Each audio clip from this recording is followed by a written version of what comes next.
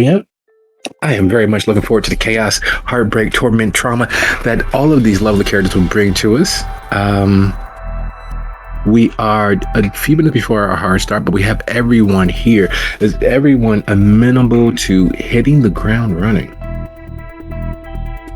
I am, I believe.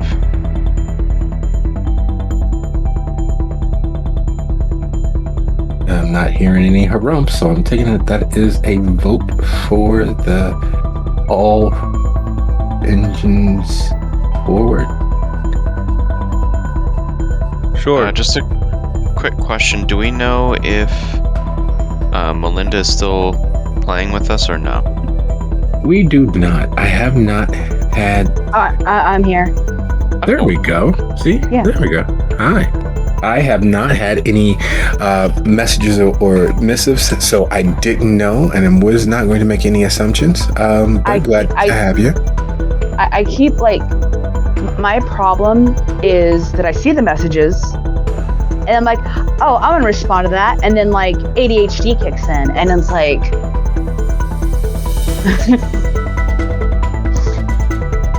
and then, I get distracted. It's like, oh, that's my problem. It's like, no, I understand. Things happen. And why is RPS bot? Okay, so I just got a message from one of our bots.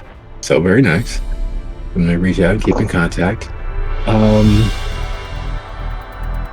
Has everyone had the opportunity to at least skim the last episode so that we're all caught up as to where everyone is and what we're doing, where the characters were when we last left? I have not. Okay. Any questions, suggestions, hypotheses, or corners we need to round up? And I suggest that Lucio would have taken the important items from Dizzy that would relate to what happened to Vivi's brother. I believe that was there was a ring and something else. I think it was a wallet, their IDs, the two people's IDs, I believe. The wallet and the ring. Okay. Okay. That is definitely doable. When I left Melinda, trying to convince somebody to let them borrow her phone so she could call a cab or something. Okay. Wait. Mm-hmm. She doesn't know. Mm-mm. Oh. I mean, a week and a half has passed. She might know. Melinda, we have some news for you.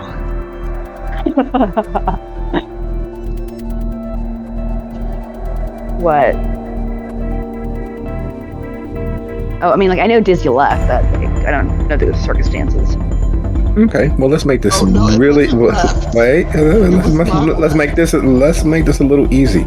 So, in an attempt to not have to OOC, let's get that moment in character. So, at the end of what Melinda remembered of that evening, that horrible, wonderful, painful evening, a week and a half ago, nearly 2 weeks, she left. She managed to make her way soaked to the bone with the frigid man-made pools, water, the creek that she had swum into, finding her way to the city, laying low in her individual haven, trying to escape the real fact that while she had been privy to several cities being inundated and overrun with the Second Inquisition, she had never been as close as she had been to actual full-on potential death. The sheer fact of the cold settling into her bone was enough to make her contemplate moving somewhere sunnier, somewhere warmer, somewhere less problematic, save the fact that her adoptive children are still out there in the night.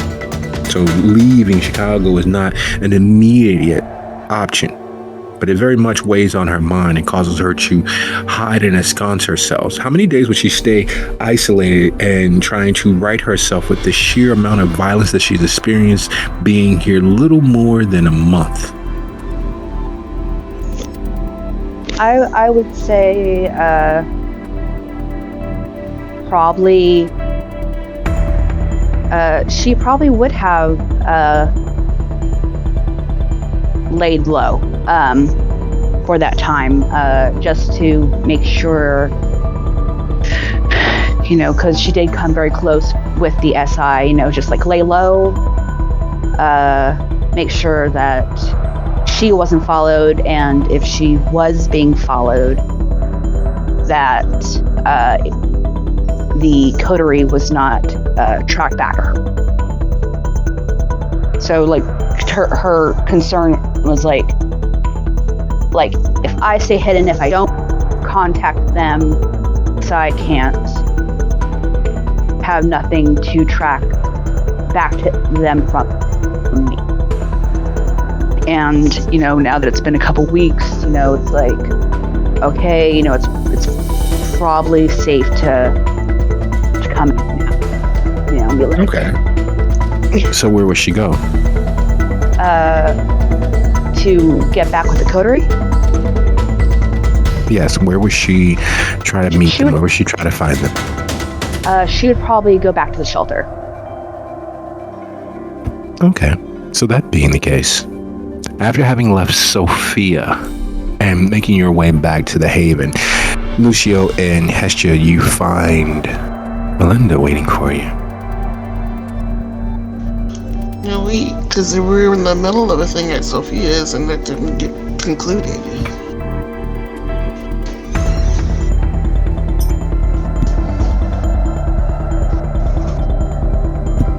Right. So, after leaving Sophia's and arriving back at the Haven, you find Melinda. The point is, I don't know what happened with the ghost. That's what I want to know.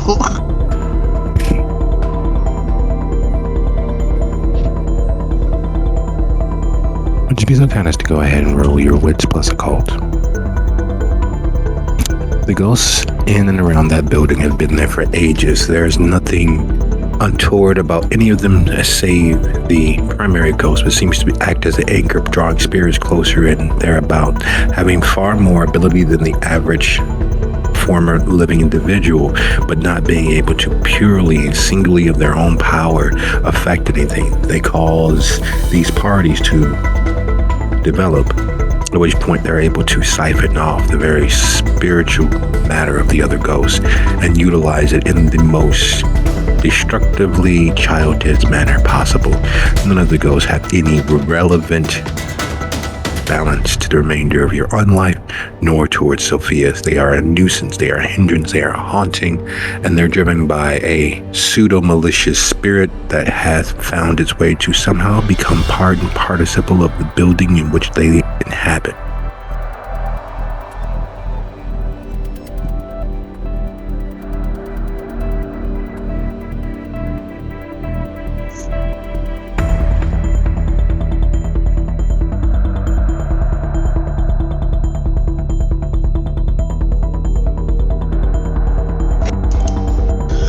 So I take it that she has no way of getting rid of the main spirit. If the building is leveled, I'm sure that they will find some other way to exist or be shunted permanently into the Shadowlands.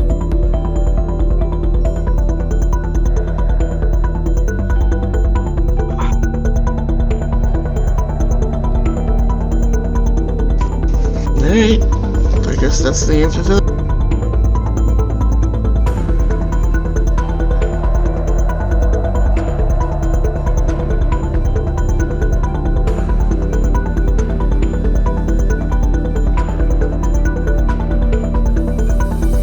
The frustratingly simple and yet complicated nature of the spiritual world having intermingled with the physical. The building itself acting as a fetter and a tie to all of the spirits that have been co-opted creates the clear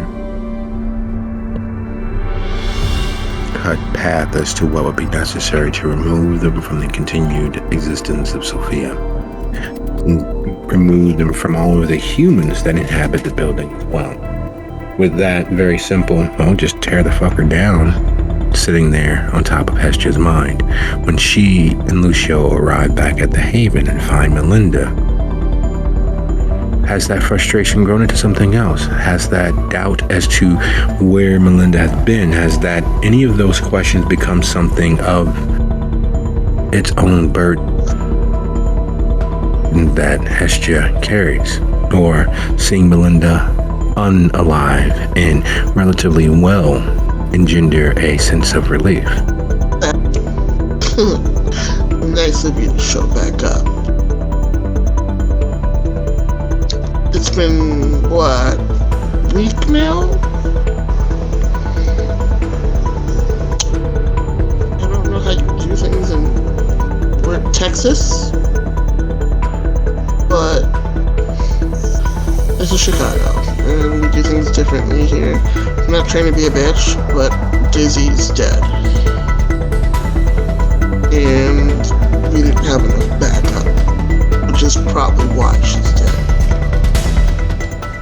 I was the only one that went back for anybody until Lucio came back for me. I was headed... Oh, yeah, we lost another van, by the way. It went into the water because I was driving to pick you up and got shot at. Yes. There's no need to blame her. I'm sorry.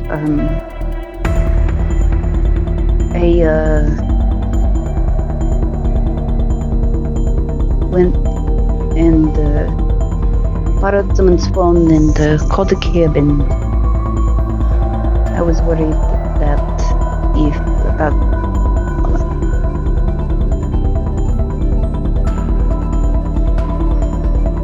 I was worried the CSI being found in leading SI back to you. I was attempting to keep SI off of everyone, and it appears my attempt to keep you safe, I did the opposite. I am sorry.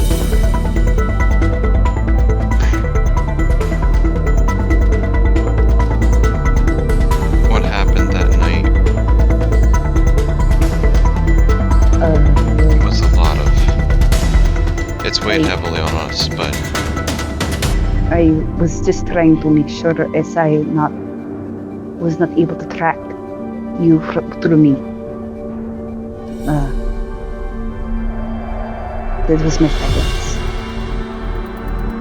I understand. What happened that night? As much as we all hate it, wasn't anyone's fault, necessarily. Dizzy chose to stay behind. She chose to stick with Vivi until the end. And did Vivi go with her?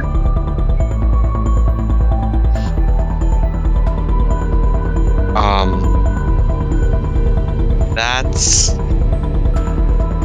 Well...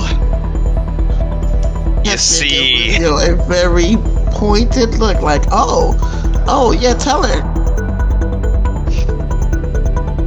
I am guessing, based off of that reaction, that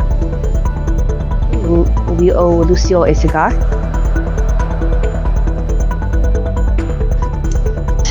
It's a girl. Why do you make it sound like that?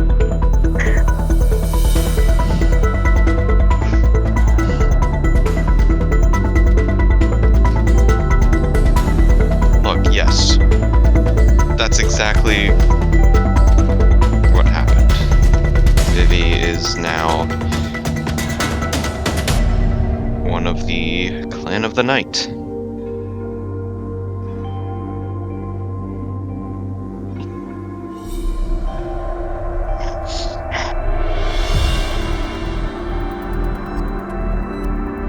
Is she alright?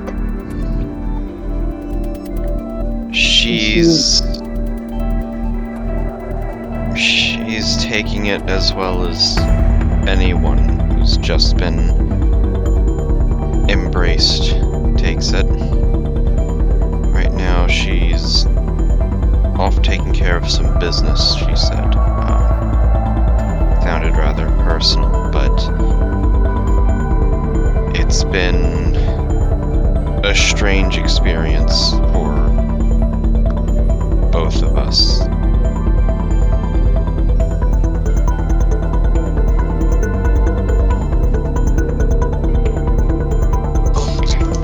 Honestly, I'm surprised more shit hasn't been blown up yet. Without Vivi being bloodbound to one of us anymore, the relationships have changed, obviously. I'm not sure what exactly to expect in the future, especially after I plan to tell her what happened.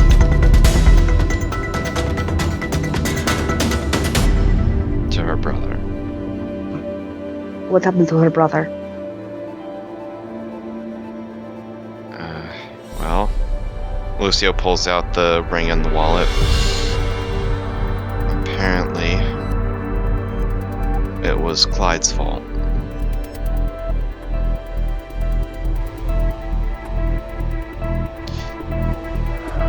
You weren't here when Clyde was here, I just realized, so you have no idea who that name refers to.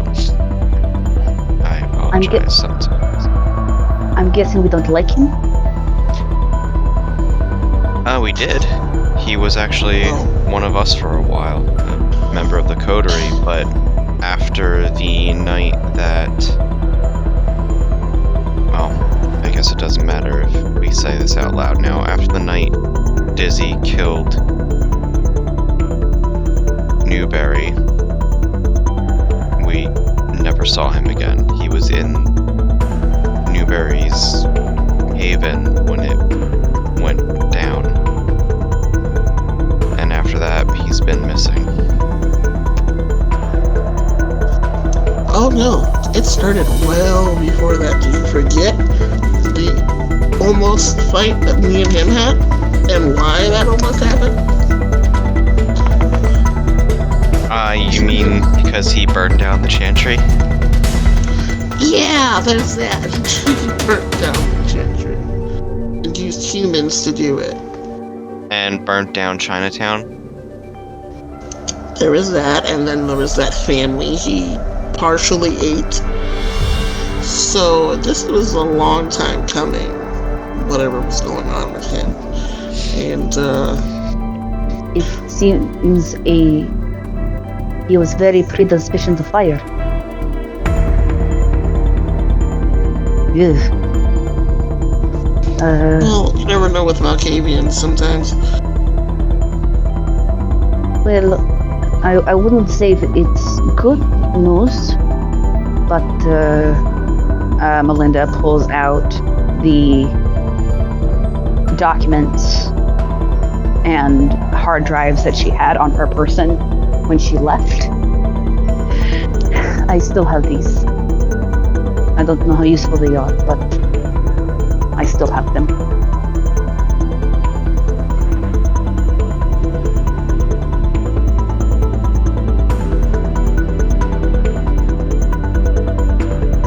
And as Melinda pulls out the several USBs, each holding far more than they should in regards to details as to the personnel of the data mining, red teaming company, several things become clear. Namely, that there's still yet unfinished business, both personally for the coterie directly and for the city at large. The company, their agents, their assets are directly responsible for the ending of a coterie member. the company, its assets, its agents. As far as either of you all can put your finger on, is responsible for the blackmail network that has spent the last few months and last few weeks cataloging, detailing, and amassing the singularly largest, most provable assortment of informations that could lead to a direct and open breach of the masquerade. As hounds, as coterie members, and as individuals who care about your families, your touchstones, your associates, and those whose lives touch theirs, it is the single most offensive entity in your knowledge. And with that being in the open, with details to draw and lines to connect, I'd like to say thank you all for this opportunity to play. And this is officially Soup City Sins, Season 11, Episode 3, Earth and Heaven. The introduction of Sophia Rossi to the Coteries lie at a level of potential cat's paw. It adds a level of political assistance if taken at face value. Unfortunately, the last time the Coterie took anything at face value, they ended up missing a night, having memories they'll never forget, though they can't remember any of the actual pertinent details, save perhaps Hestia, who managed to shake off the mental fugue long enough to receive a warning from beings that, much like kindred, much like the vampires they are, should not in fact exist. So we open with those bombshells having been laid forth for Lucio and Hestia and Melinda. And the question is, what next?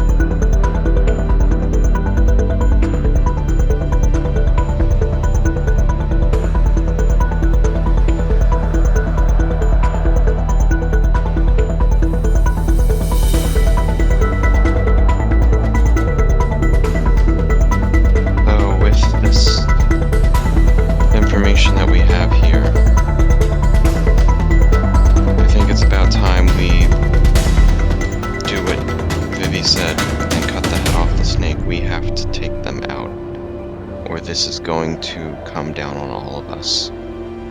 The sooner we get this done, the better. Agreed.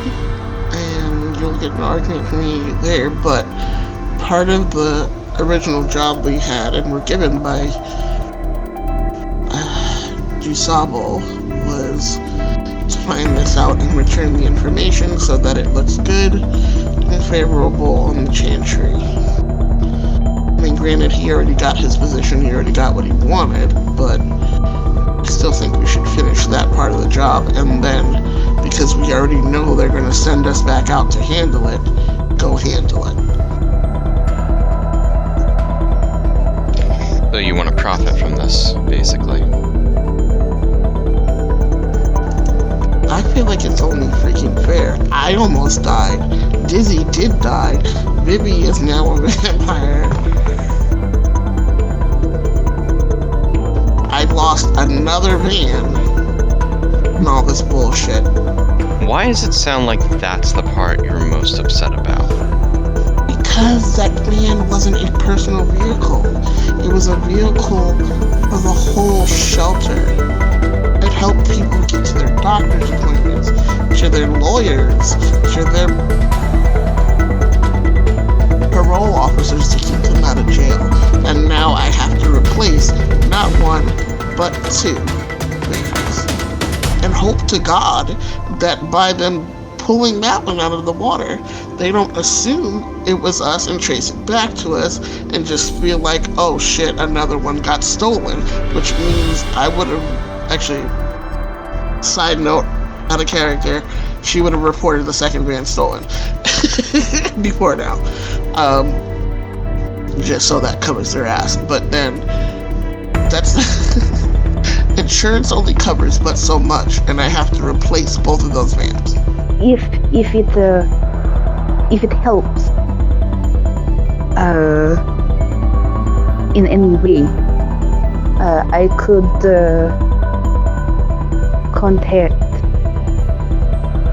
my sire, and he would be happy to make a large donation to the shelter. Of course, he might have to come to Chicago and make an appearance of being a big rich man and help, the youth or something, but, he would gladly do it in order to donate the money we need to replace the inn. He is your uncle, after all. No way.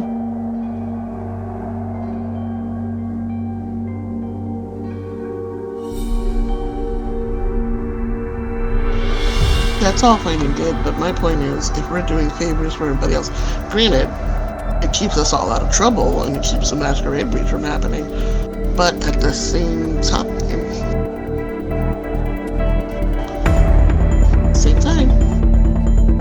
we're doing favors for other people, doing a job, time spent. We need to get paid.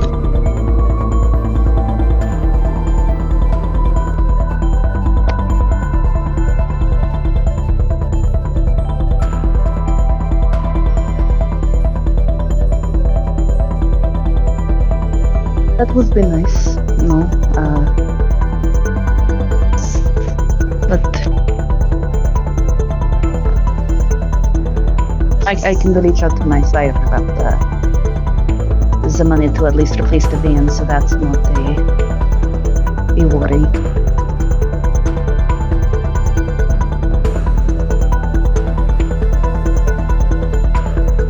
Get that at least taken care of. Besides, mostly I want to cover our asses. When we don't tell them things, it comes back to bite us in the butt. So. Fair enough. So, what we'll do then is we'll tell DuSable.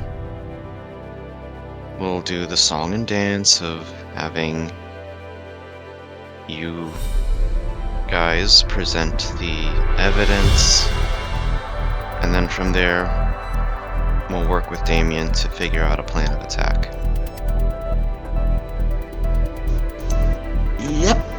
Get some backup and whoop their asses. The sooner we can take care of this, the sooner we can deal with the mountain of other issues that we've all accumulated, and the sooner I can get to helping Vivi through these nights.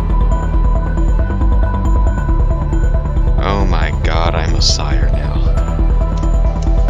You're a father. I forgot all about Arsenio. You're a father. I haven't forgotten about Arsenio. He's just... Sure, Vivi's the new model. I get it. Oh my god. He's a new father. He has new priorities.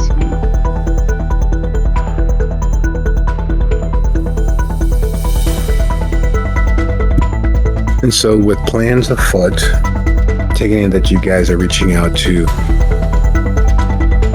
DuSable directly, setting up a meeting so that you all can get there the next evening, especially being as it is relatively late to begin mounting an offensive that will require more than yourselves to carry out.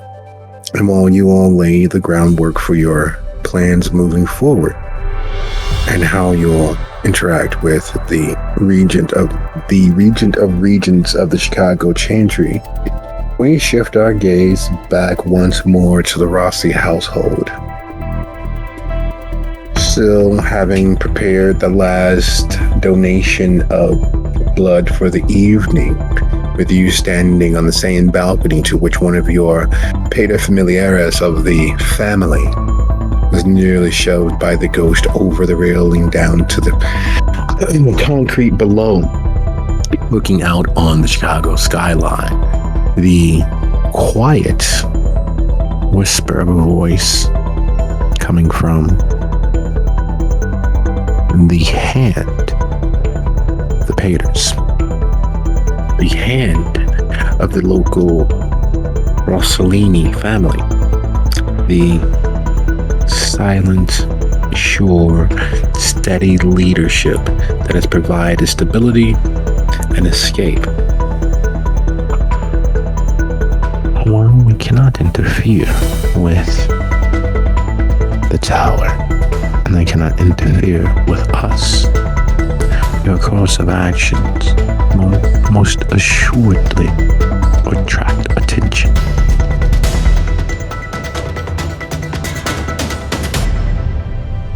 I suppose, but it's not unusual for us to consult, is it? Consult? No. To act through agents of the tower. It's a very dangerous game. And you do remember. I would never ever violate the agreement that was set down at the table. I'm not going to use these new acquaintances of mine to do anything untoward to a Putinesca.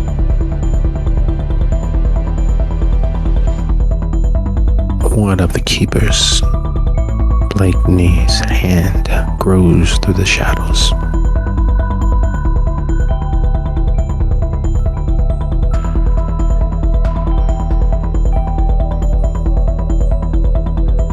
And what does the chamber want to do about that? We have to stop the bleeding. She's cutting into profits. She's amassing allies. Her former wild and wanton ways seem to have fallen away.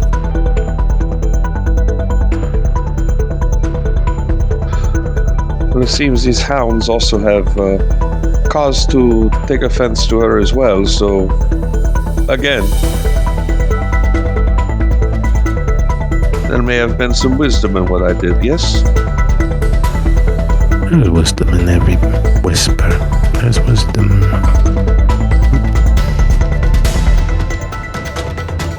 And it is still a dangerous game.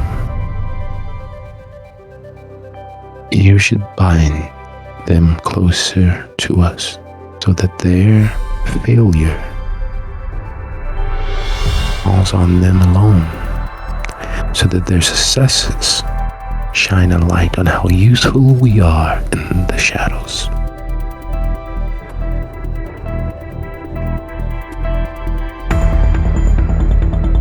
I'll do what I can, as you know. I will do all I can to make sure that the chamber's faith in me is well placed.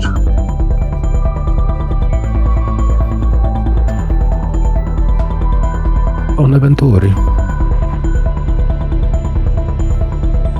And without looking, you know that the presence of the shadows about you, the spirit that he'd spoken to you through, is no longer there. There is a decidedly chill nature to the air upon his dismissal. The spirit being shredded, having delivered the message, having acted as a telephone made of incorporeal flesh. And while it is not necessarily your outlook on life, it's not necessarily something that comes easily to you, because you've realized what many of the elders have, that life is just the other side of death, that it is one continuous circle, and that those beings that once were on this end of the spectrum still have those same feelings and drives, and in many cases, those same consciences. So using them and discarding them, destroying them, and bringing them back from the brink at a whim is no less detrimental than doing so to any of the many other living and unliving organisms of the world. So as its scream echoes across the veil, you realize all of them are potently that the elders, that the payers, that the leaders of the family perhaps are just as monstrous as those they stand against.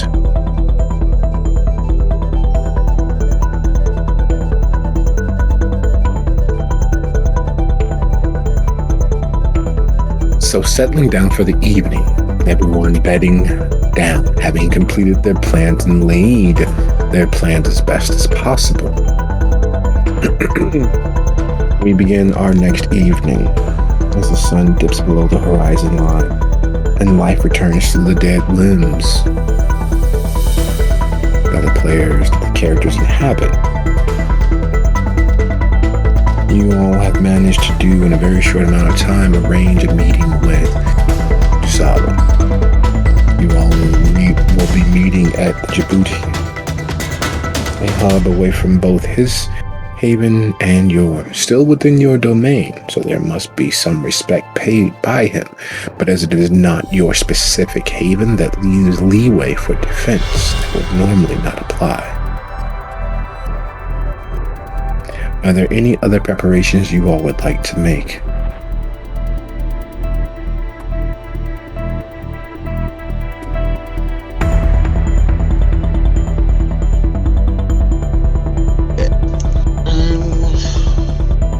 We would have made as much of a copy as most of these things as we can so that we can keep them in a safe place. Carry only what's portable and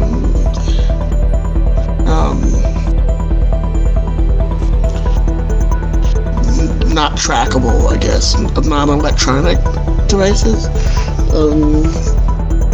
Knowing what they can do already and that they've been tracking us before now. What else? Definitely try to reach back out to Vivi and see if she's at least doing okay or wanting to come back to the Haven at least for a night so that she can be part of this, I guess. And then I was going to say the same thing. Make sure that the staff is settled as best as they can be before I have to leave out.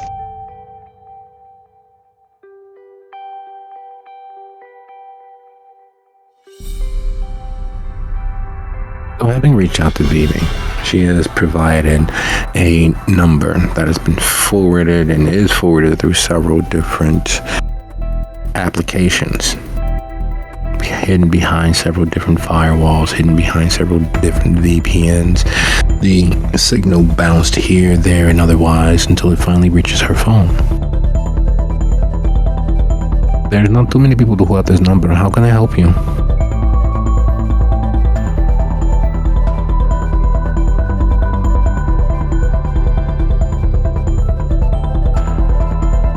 Just to clarify, out of character, who is it that is calling Vivi right now? Me or? Yes, you guys tell me.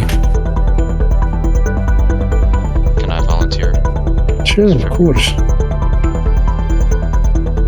It's me, Lucio.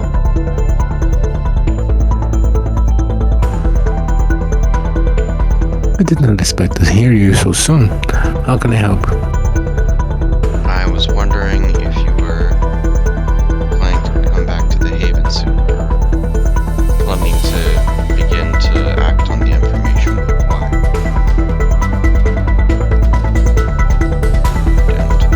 And we'd like your help. I'm nearly done. I have tracked down my recording. I am watching them now, and when the moment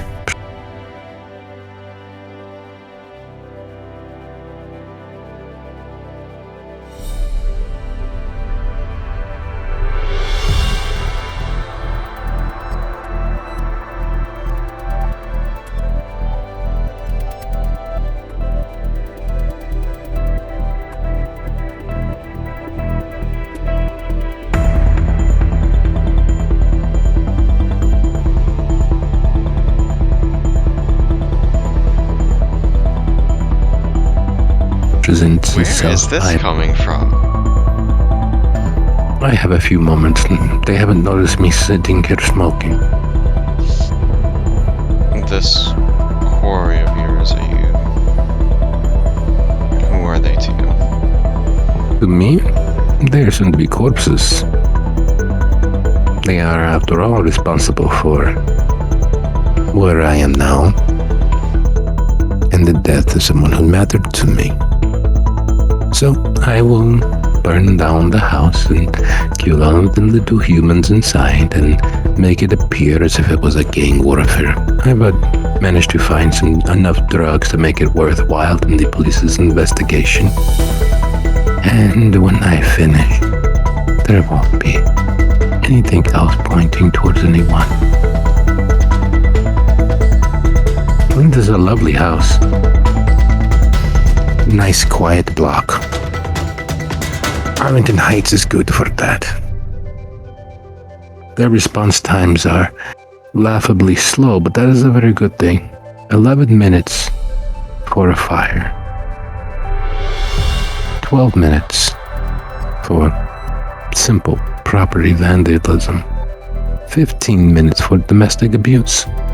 All good times I can very much work with.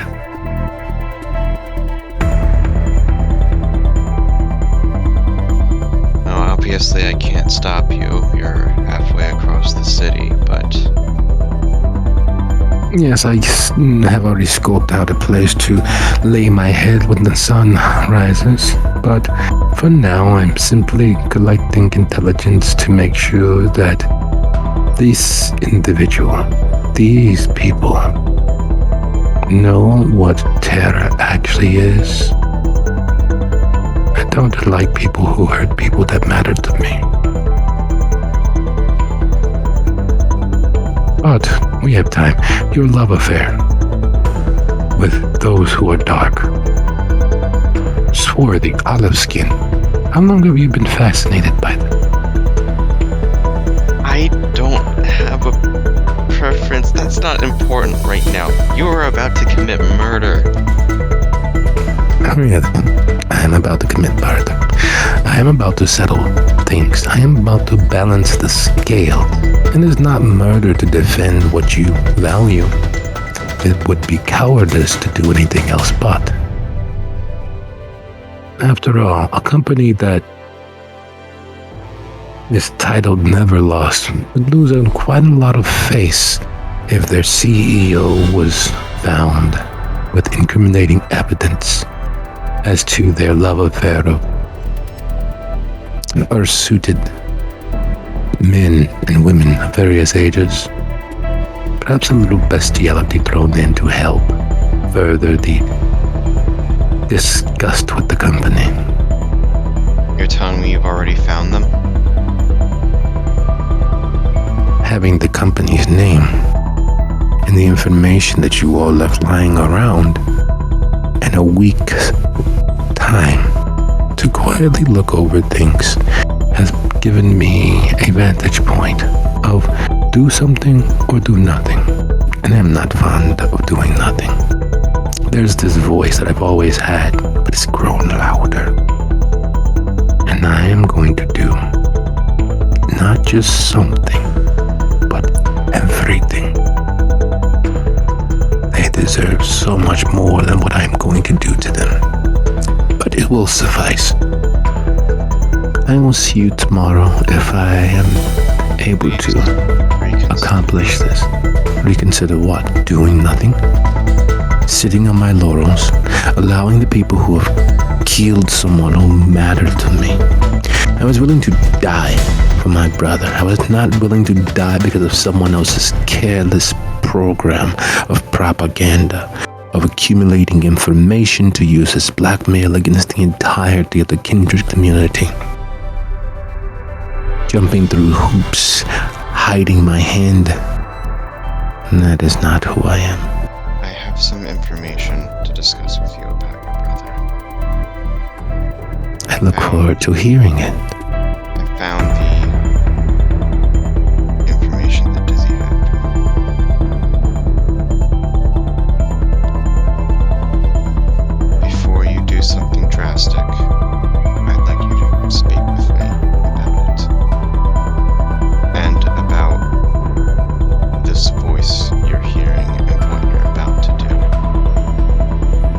about to avenge someone who I cared for.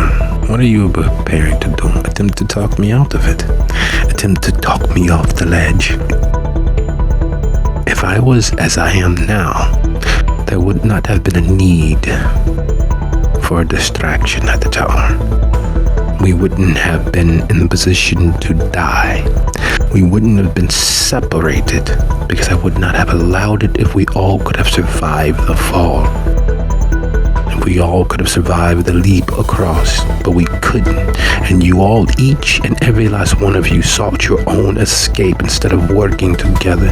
And you expect me to forgive and back away from my vengeance now? Would you really rather have my anger directed at you? Allow me this. Allow me to vent this voice. And perhaps we can sit down and discuss things. Because your cowardice, Hestia's cowardice, Melinda's cowardice, your inability to work together cost me the life of someone who mattered nearly as much as my own flesh and blood.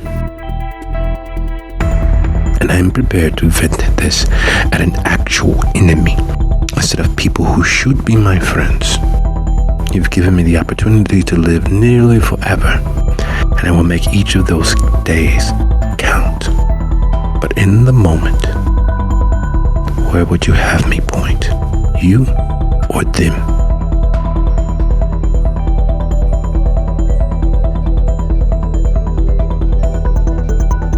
I understand your anger. Believe me, I do. But what you might be doing right now is not just getting vengeance. You're not just going down a slippery slope, you are leaping head first off of it. One night you might look back and not even recognize who you are anymore. And I don't want that to happen to you. I don't want you to lose yourself to your beast. And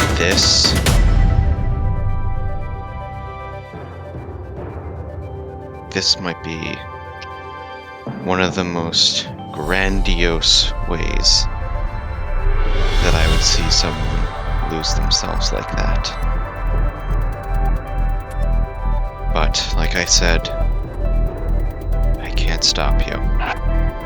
You're too far away for that. Just think about whether this is worth losing yourself over. You've never loved anyone, have you? You've never been willing to give everything you are for someone, have you? You've never been willing to die permanently for someone, have you? You counsel goodness and backing away from the ledge. No. I am not saying to give up on this. I am saying... What, go slow? Reconsider. What are you saying, reconsider? To go slow? You think that you are going to help me? Are you going to rush here tomorrow after sunset and help me exact vengeance? Are you going to be here to catch me if I slip over the edge? Or are you going to sit at home and counsel me over the phone and not risk anything? Declare a lack of value, and patience is necessary when achieving our goals. And what has that gotten you? Besides several members of your supposed family gone. Several people you were supposed to care for and protect no longer in your life. Several of your fellow immortals dead, disappeared, or worse. Now you're enemies because you chose to not act.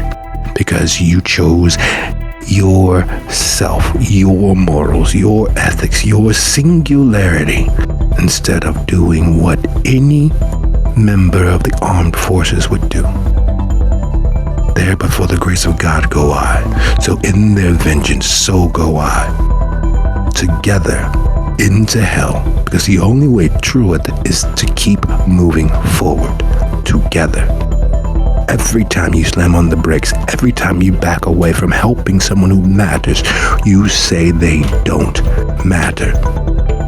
I'll talk to you tomorrow, Lucio. Have a nice night. Click.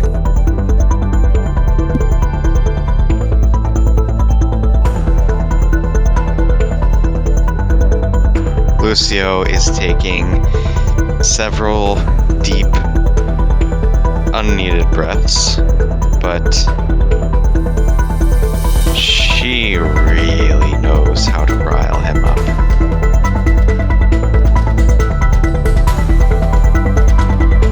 Lucio turns to Hestia. I think Vivi's planning to take out our target before us.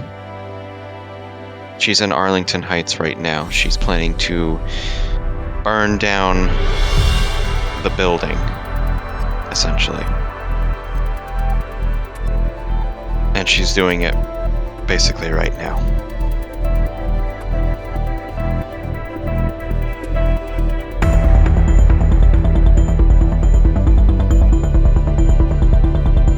The grief screams. So basically what it sounds like is we have to make a choice. Either we go to this meeting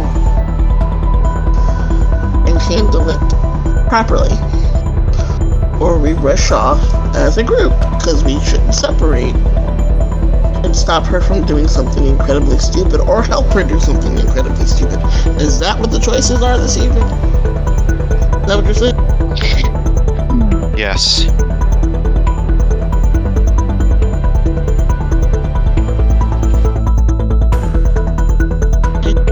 So what are the chances that we would actually manage to stop her from doing something stupid?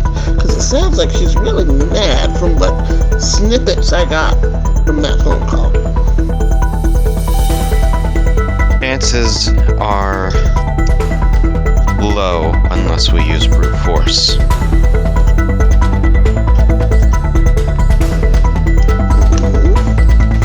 Which we could do. We have the numbers, but she, might be a little bit of a problem. You basically She's a turned the problem. Terminator into a vampire. Yes, I did. But here's the thing about this whole sire-child relationship. I am, as much as I don't like saying this or acting like this, I am stronger than her. Just from having even this 1 year edge over her, and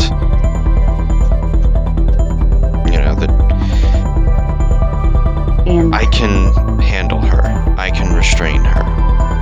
But the problem is, what do we do about DeSable? It's not exactly going to look good on us if we stand him up.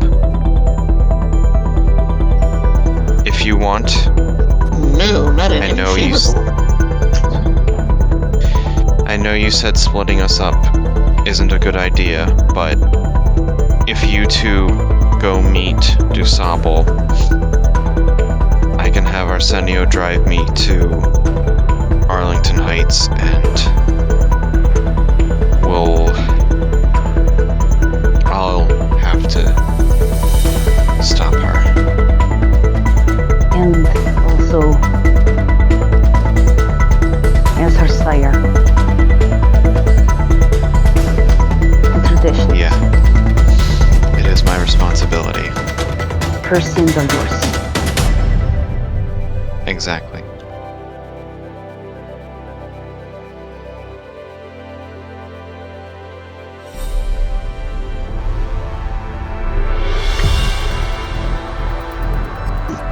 Oh, let's get this shit show on the road. And I do think Lucio needs to go to her. She needs to see, at the very least, she needs to see you there. She's angry and she feels abandoned. Show her she's not.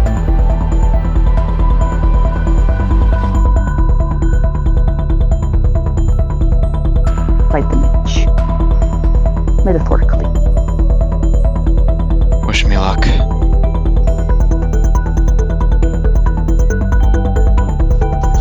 try to get the meeting done as quick as possible and head there for backup after the fact. But yeah.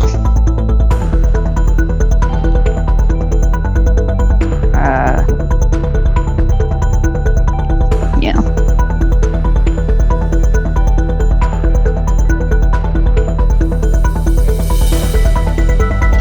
So without waiting for Lucio to call Arsenio, because it's going to take a while for Arsenio to get there, I'm assuming. I'm sorry. We head for Djibouti to make this meeting as quick as we possibly can, to do what I said and make sure that we can provide some sort of backup. Yeah.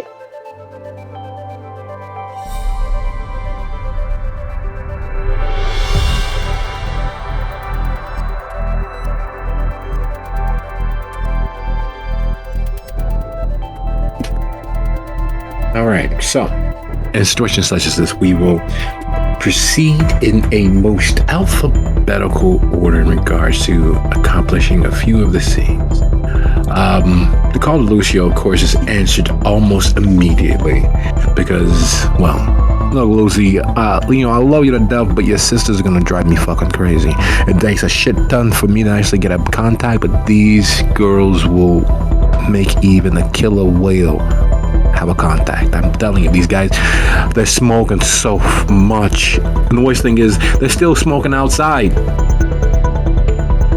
And I'm still getting the contact from how high powered they're smoking. I want to go to their house.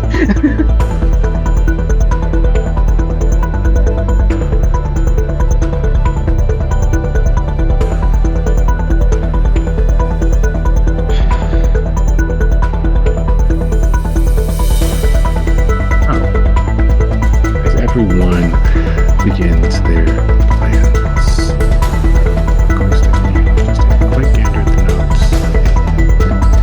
All right, in alphabetical order, starting with Hessian, reaching out to the Regent of Regents, Mr. DuSable himself, Abraham DuSable. Direct Sean of the former regent of the Chicago Chantry. The old man, as many call him. When he arrives, because I'm taking it through sheer distance, you all are closer and are chomping at the bit to have the meeting.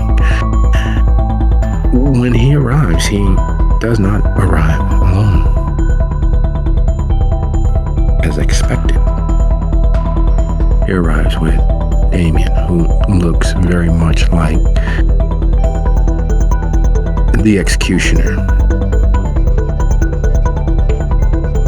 With him is Dizzy's best friend, the Scourge. Unfortunately, also so is Wanika.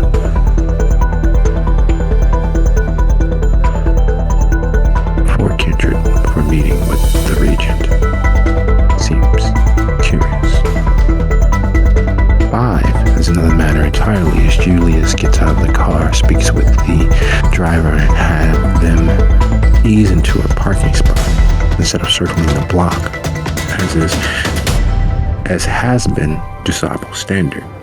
Keep the vehicle moving, make it harder to, because, if you have to leave on the fly, it's better to have it already in motion. But it parking and the entourage of the other 2 vehicles parking alongside of it carries its own connotations as to what sort of happening this actually is. From your seats, you're able to watch the entourage as they approach the main door and enter. DuSable first, then Damien and the others. Julius taking up a position by the door. The others moving towards the table where you guys are sitting.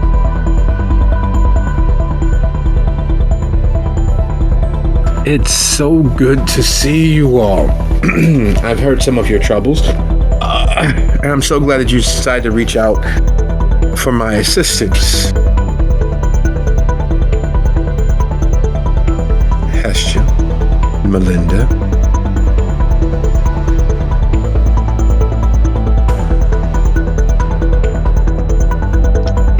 Guten Nacht.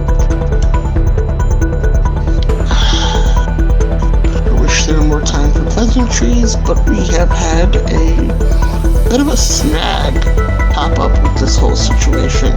So I will explain as quickly as I possibly can, give you as much information as I possibly can, but we're probably going to have to cut this short and end a probable problem. We do have several reports of problems. And as your regent, as your primogen, I'd like to offer you here and now any opportunities for my assistance, if you ask. If not, then let us get to the brass tacks. What is it that you would like to say?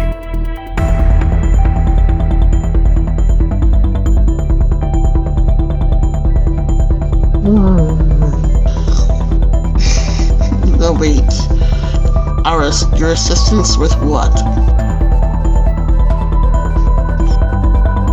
With the many issues laid before us in regards to several purported happenings. Would you like me to begin to perhaps lay this out so that Damien does not have to bear the brunt of this, to bear the responsibility herein?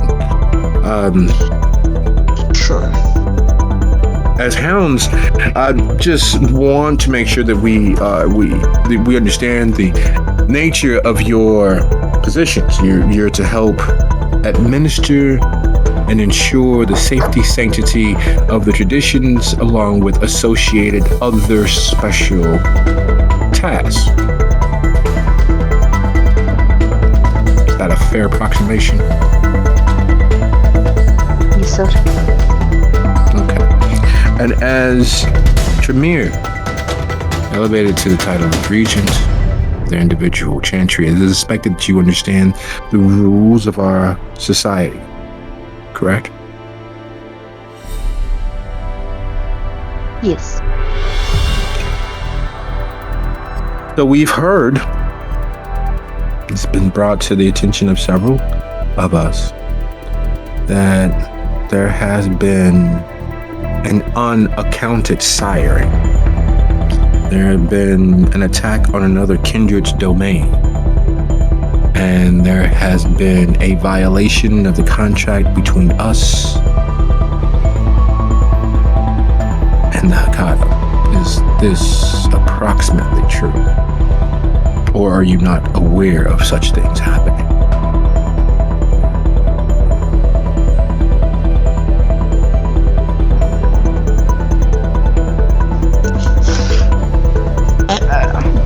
Two of those things Hestia raises a brow, and one of them sounds familiar. She didn't say that, but she's like, head tilting. Okay, the Hekata thing is new to me. We have kept to all the rules, and we have not harassed nor set out to cause them any sort of issue, undo them anytime recently. I don't know where that's coming from. Neither do I. This is new to me. Exactly. And that other thing, the domain? Whose domain got breached or was supposedly toes we stepped on? That makes no sense to me. I can't say yes or no to something. I don't know who these toes there were that I stepped on. Or we might have. I don't know. I don't think so. Our contract with the family means that their properties are treated as if they are our own. We hold the traditions. So the ransacking and beating of the priest at St. Jerome's Parish is a violation of their domain. The breaking of the limbs of their ghouls is a violation of their domain. And the fact that they were able to definitively identify the kindred, and we know no member of the Keepers with a Latin accent and vivaciously bright curly hair and a penchant for kneecapping during their interrogations. So several cursory examinations were made, and this same particular kindred was spotted throughout the Loyola area as little as a week ago in the company of one of our hounds, one of you. So, if Dizzy clearly violated the right of siring and clearly is still beholden to the accounting until their childer is of sufficient age, it falls to you all as hounds to have brought her before the council so that judgment could be passed and the education of her new child could be handled with aplomb. Instead, we have the Hakata pushing the fact that we have begun violating the contract. We have abused their ghouls, we have ransacked their domain, and according to their video evidence, this has been going on for quite a few weeks, starting with the harassment of them being followed and the stakeouts of their properties, and finally culminating in the accosting and breaking of their ghouls.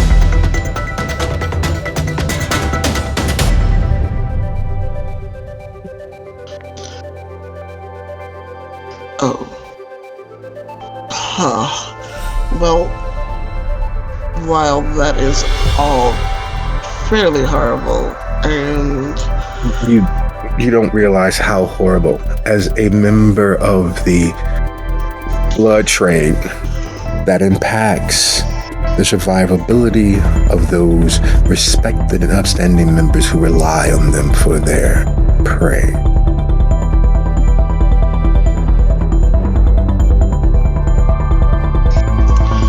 Problem in this is, while we were pursuing our duties and the job that was given to us by you to find the blackmailers, and we have found the blackmailers, we found all the proof we needed of the blackmailers, and we're in a process of about to handle them. This all popped up and we lost Dizzy in that fight. She didn't survive it.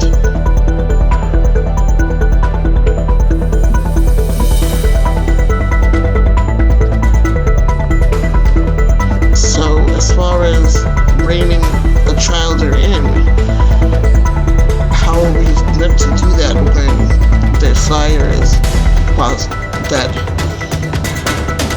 No, the traditions are clear. The child is the responsibility of the sire, and if there's no sire, then the child is the responsibility of the court, meaning that their destruction is all but assured. At this point, we cannot have unaccounted for siring of children in the city without the express permission of the council and the prince's will. We cannot have children of a coterie betray our confidence in our contracts. We cannot have our hounds allowing such a thing to exist.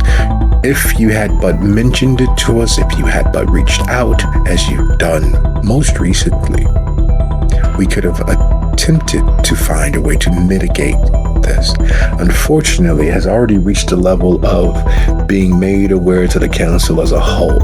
And while many of the Primogen, many of the government have counseled lenience, the shelter has already received the greatest apportionment of lenience possible within our society. Your service is testament to the lenience you all have received.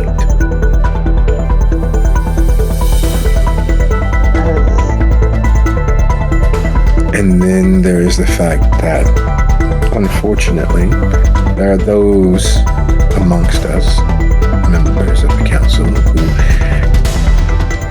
have pushed the idea that you are responsible for not only the accosting of, but the death of a member of the Primogen.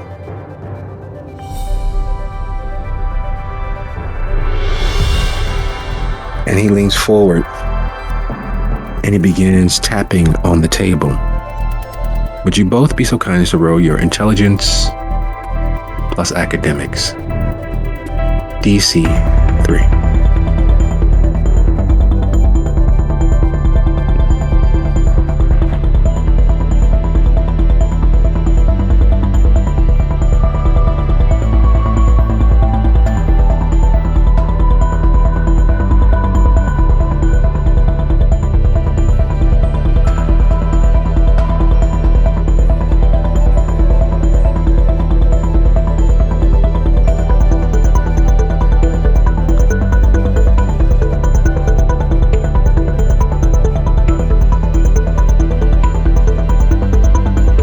Do your roll.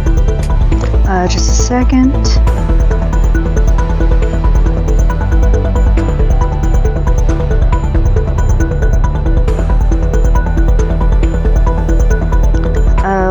What am I rolling? Intelligence plus academics. Okay.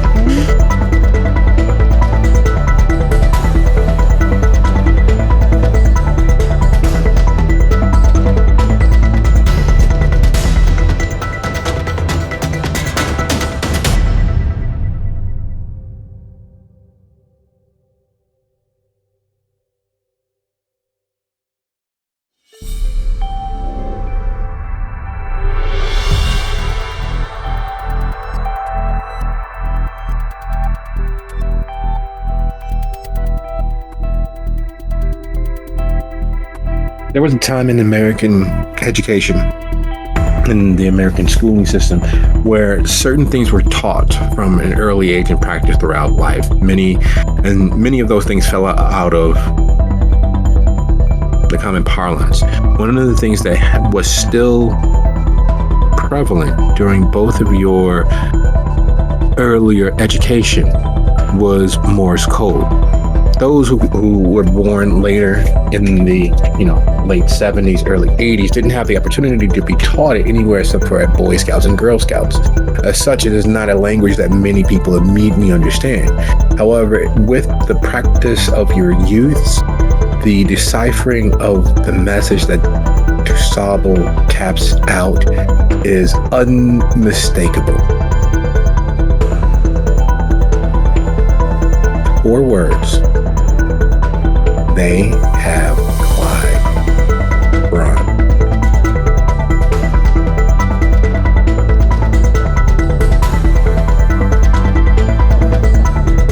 Run? Yeah. Or Braun? They have Clyde run.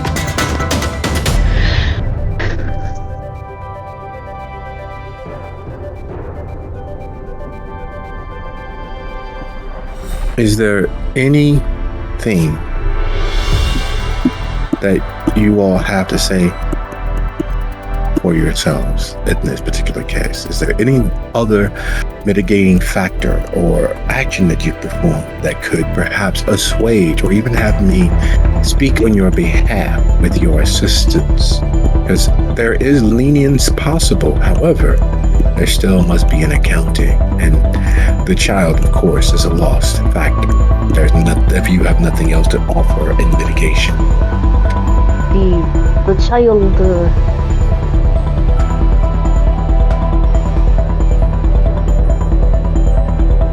yes was not approved, and that is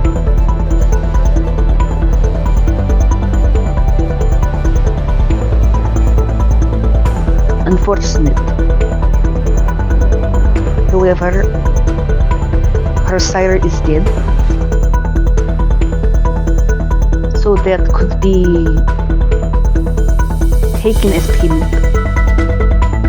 And this particular child, we have seen her in action prior to her embrace, and she would be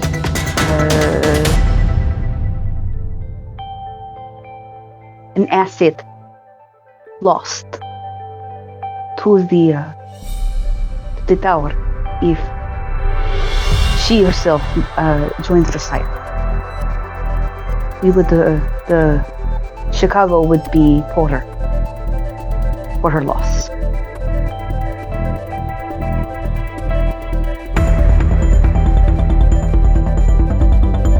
We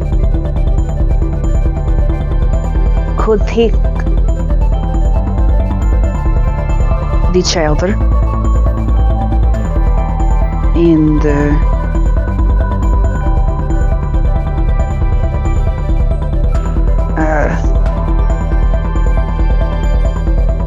adopt her and teach her the appropriate ways. As Melinda is speaking, is there anything that Hestia is doing? Hestia removes all the proof from her pocket and slides it across. And while she's... Hold on, because I had it in my head to use acid. Hold on.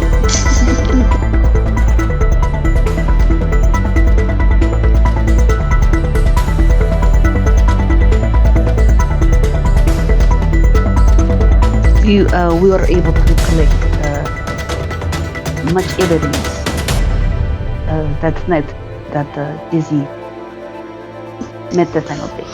Okay, so while she signs the proof across, she mentions we have all made our own connect with Takata, and they might help with smoothing over some of the problems that recently popped up if we would be allowed to talk to them. So that would be maybe stave off this issue. But you know what? While we're all here, they have this really great beer that works on even our kind. I think we could all use a drink. How about I go to the back and ask for some?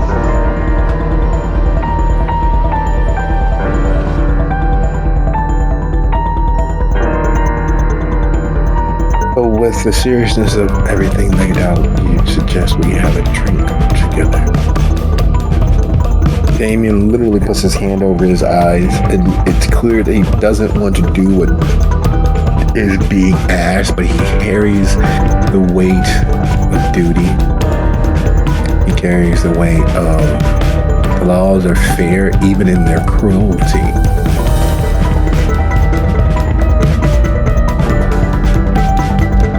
And he stands from the table. Alexa stands from the table. They nod at Julius, who moves closer but still maintains his position by the door. Zabo shakes his head.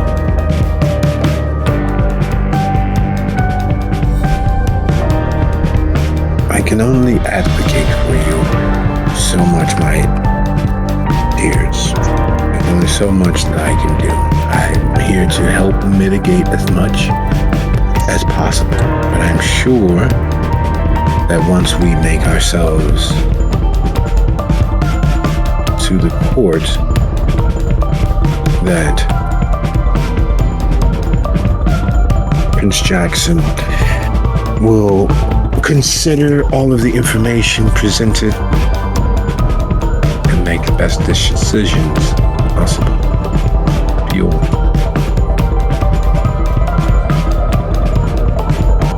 else.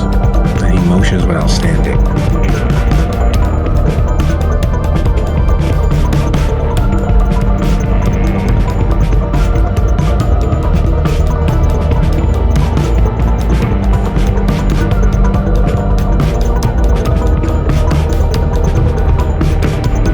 Is it a straight line to the back door?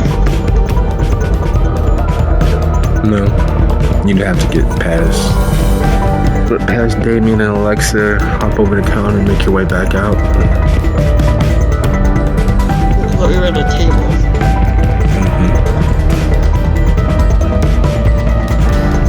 There's only one door out? Look at the back door. There is a back door. Past Damien, slipping past Damien and Alexa, over the counter, through the kitchen, out the back door. Front door is found quickly.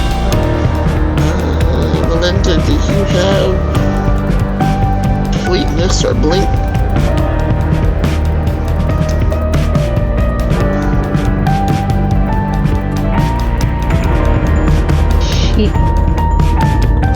She does not. Cassie is going to stand like they're going along with this whole situation and seemingly reach out to Melinda in solidarity and then blink the fuck out of there. Front door. Alright, so that being the case, would you be so kind as to roll your dexterity plus athletics plus celerity? -1.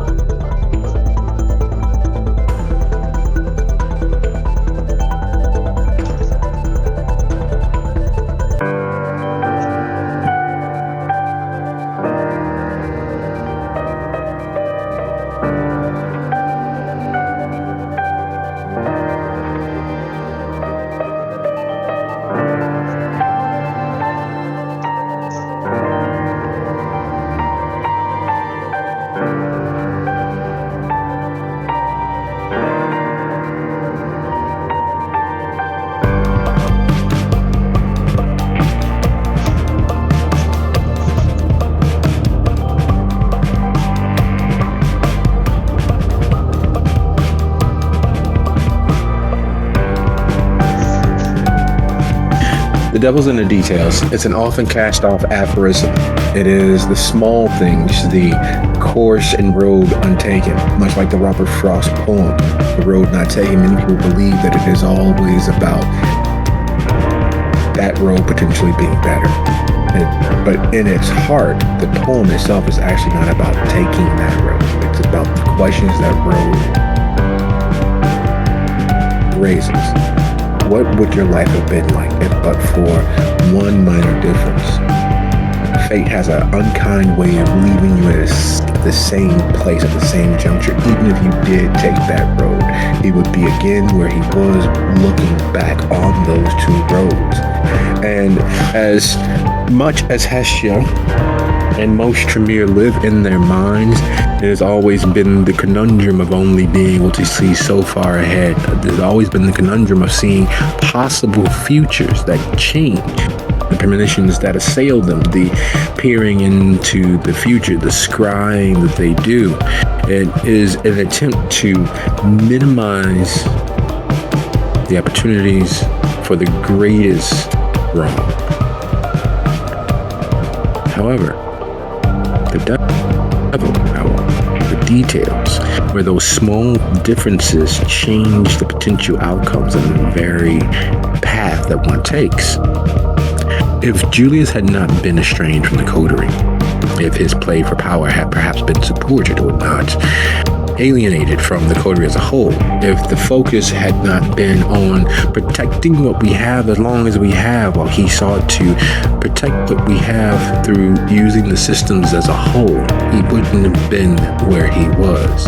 The dodging past Damien, who you're sure pushed Alexa out of position, the pausing of Dusaba, which caused Juanica to have to stutter step around him, presenting the opportunity for greater chances of escape. But Julius, that wily, all too smart for his own damn good member of the Warlocks.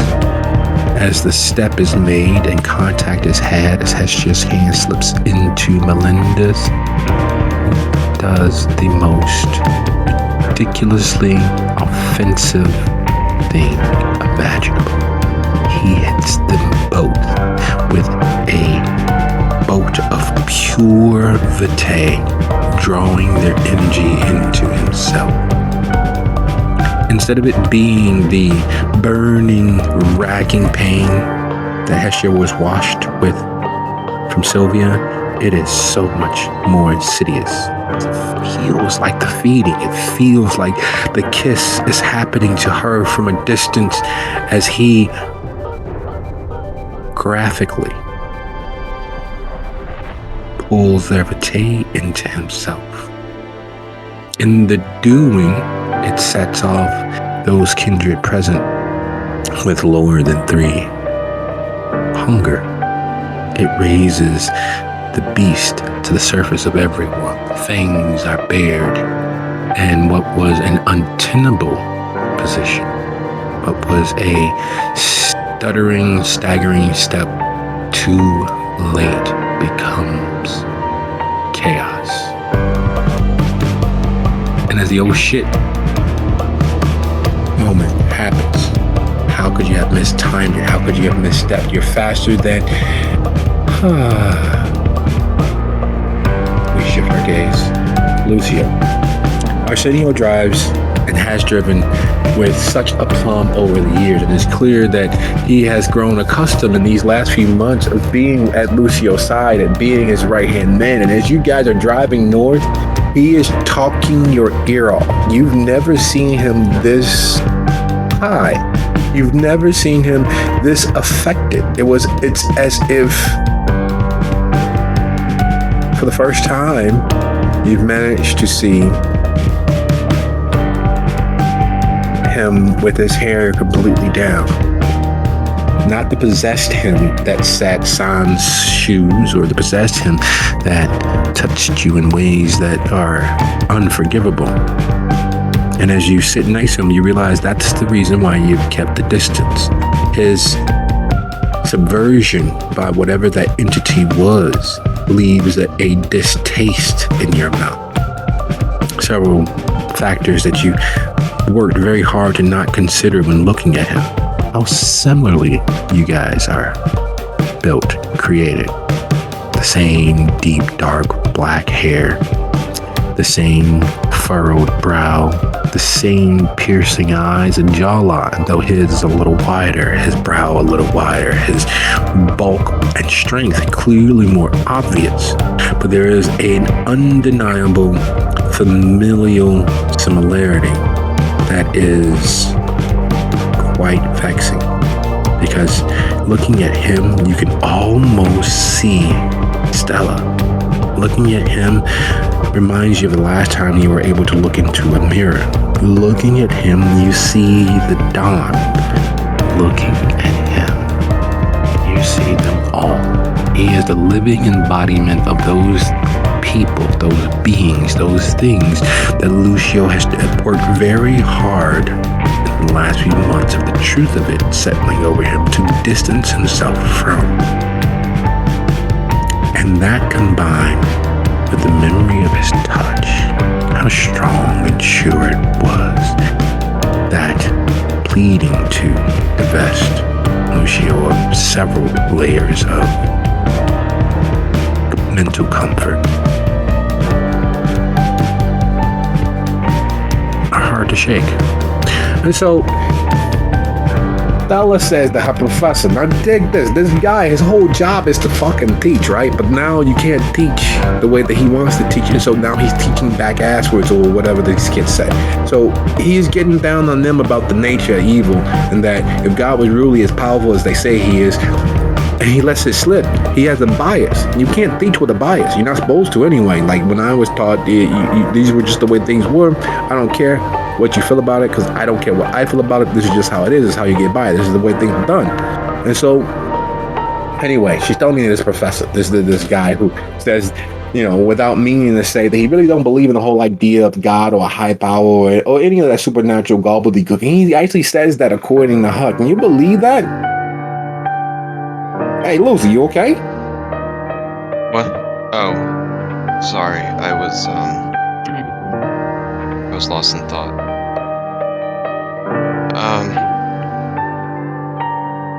So what have you been up to lately? Doing what you told me to, keeping an eye on Stella and Faye. Ain't nobody been around, and even Vivi's been keeping her space. I don't know what you said to her, but she used to call and text all the goddamn time now.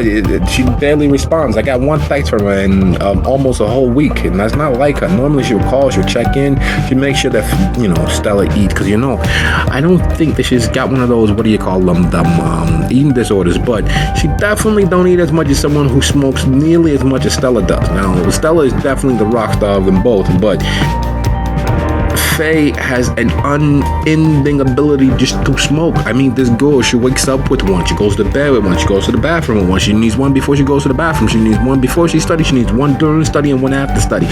This girl rolls so much, I can't fucking believe how much she's able to tolerate. I mean, her tolerance gotta be off the chart, and probably don't do anything to her, and she smokes high power. Oh my god, I got the munchies, I'm sorry, but you reaching back there, and there's some chips behind your seat. I have been having to keep snacks because I've been taking the girls to school, So, and they go through, you wouldn't believe how many snacks they go through. Although I must admit, I do like the everything but the kitchen sink bagel seasoning on these chips. It is fucking delicious.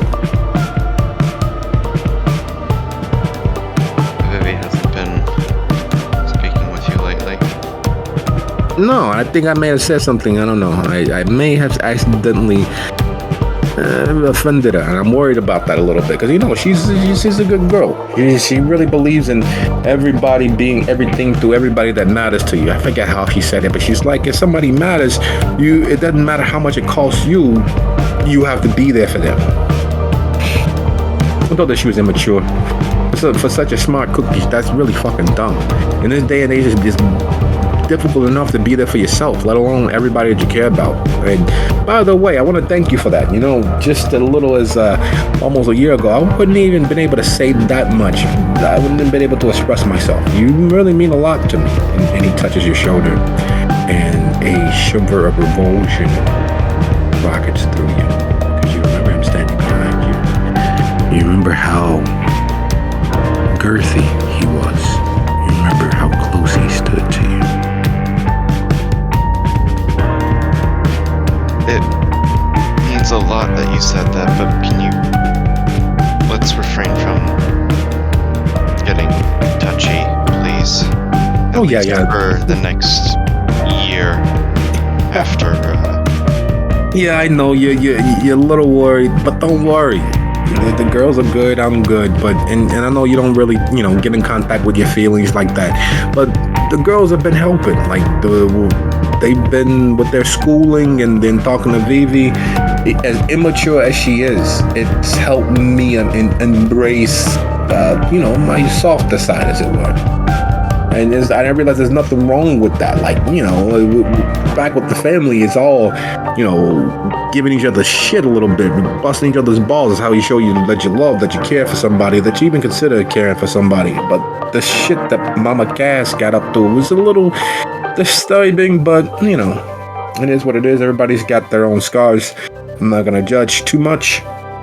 But I learned that there's no point in living your life being surrounded by people that's supposed to matter to you if you're not willing to risk it every once in a while. And don't tell Vivi this, because I did give her a little shit about it, because it's really fucking stupid. You can't risk everything for them, because then you got nothing to give. But by the same token, letting them know that they matter, that's where it's at. Like, don't keep it a secret, but by the same token, don't go out there, putting on your cape and leaping off of buildings either. That's like foolishness, right? I'm right on this, right?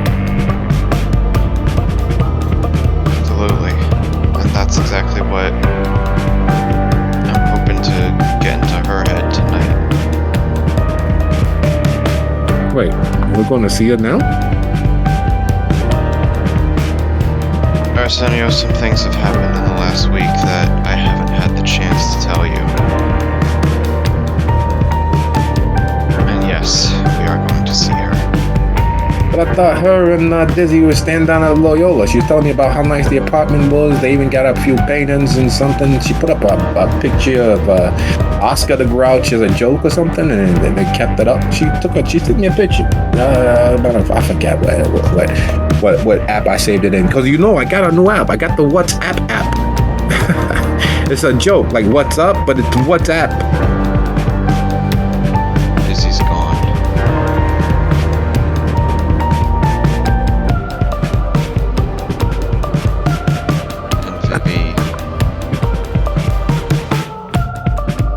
Vivi hasn't been the same since that night. I mean that both literally and figuratively.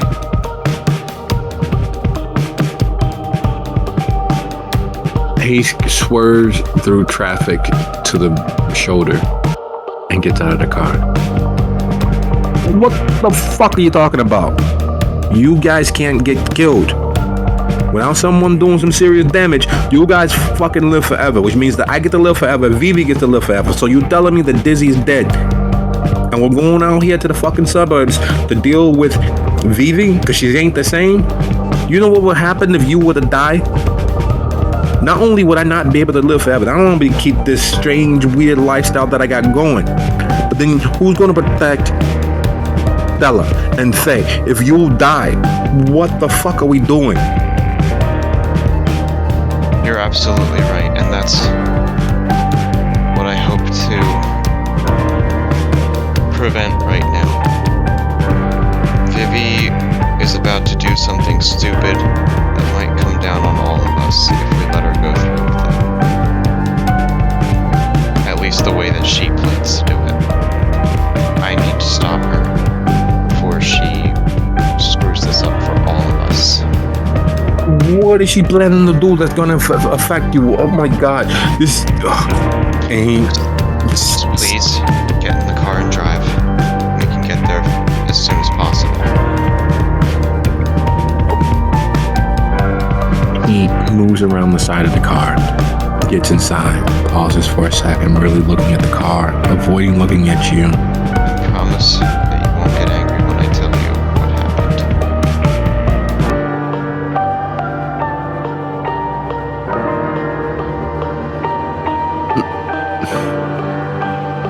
Lucy, I promise to do my best. But and he starts easing back onto the expressway.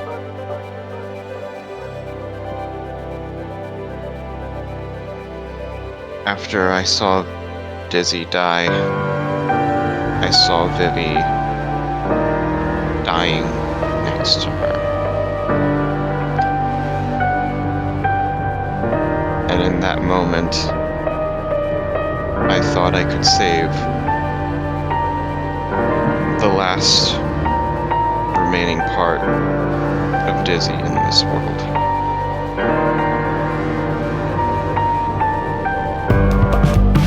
You're fucking shitting me, right?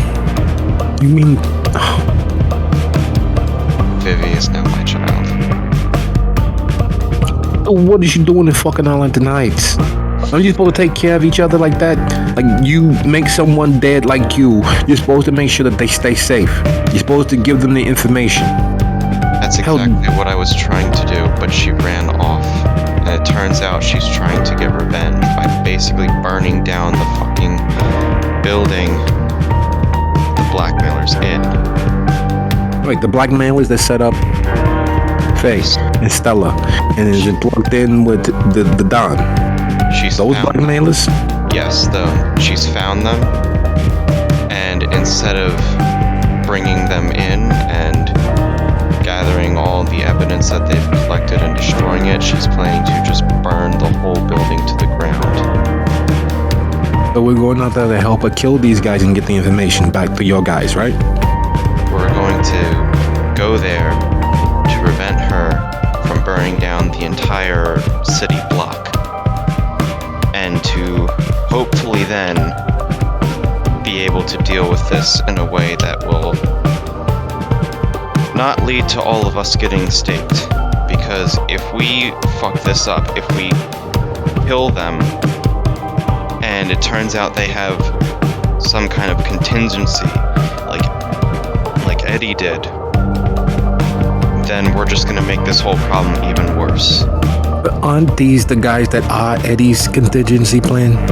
Aren't these the guys that you were looking for to begin with?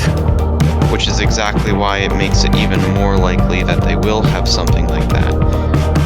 I'm gonna be honest, technology is not my strong suit, but I know that they can set up all kinds of... They can send this information anywhere at any time. If we let them do that, or if it's already set up that way, and we kill them, then there's no way to stop it. There's no hope in hell.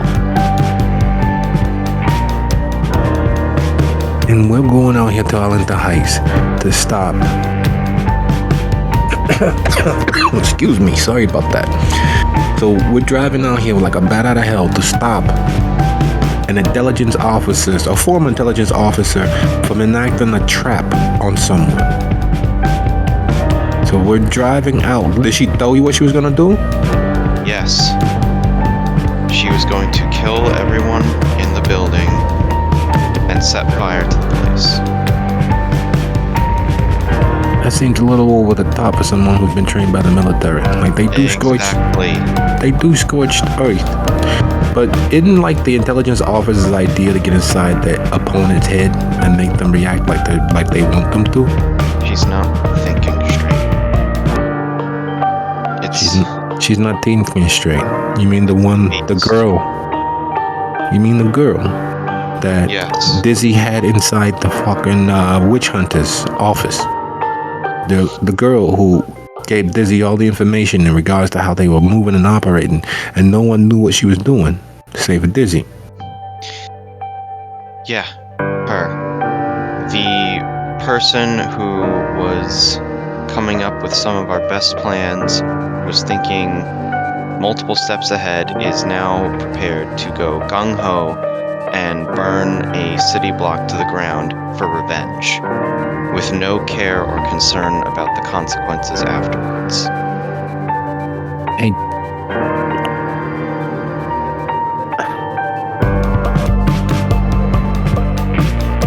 You know about the Spanish prisoner? Enlighten me. It's a con. It's one of the most famous cons. Everybody, well, most of the guys in the family have heard about it. But let me simplify it for you. How do I get your wallet? Because you take it out of my pocket. No, that'd be too easy. You'd expect me to do that. I'm telling you I want your wallet, but I told you I want your wallet, right? So what are you gonna do? How are you gonna keep me from getting your wallet? You're gonna check it and make sure it's there, it's safe, right? Usually I put my hand in my pocket. Exactly, which lets me know what? Where it is. Which means when I come for it, I know exactly where it's at, right? Yes. So, I gotta get you to trust me. Now, you know I want your wallet. You know that I may not be trustworthy, or I may be a man of my word. But I change things up. I'm gonna give you my wallet and say, I have a lot of money in here, and you've proven to be trustworthy, an outstanding sort of guy. Hold this for me. My wallet is fat. It's loaded with more bills than you've seen in half your life. What do you do? Put it in my pocket. Mm-hmm. Then I come back. I say, thank you for holding my wallet. Can I have my wallet back? And I give it back. I said, you've been upstanding and trustworthy. Here's a little something for you, but I got this thing, so I can't really stick around long. But here's a few bills for you. I gotta go make a lot of more money over here. Would you get curious?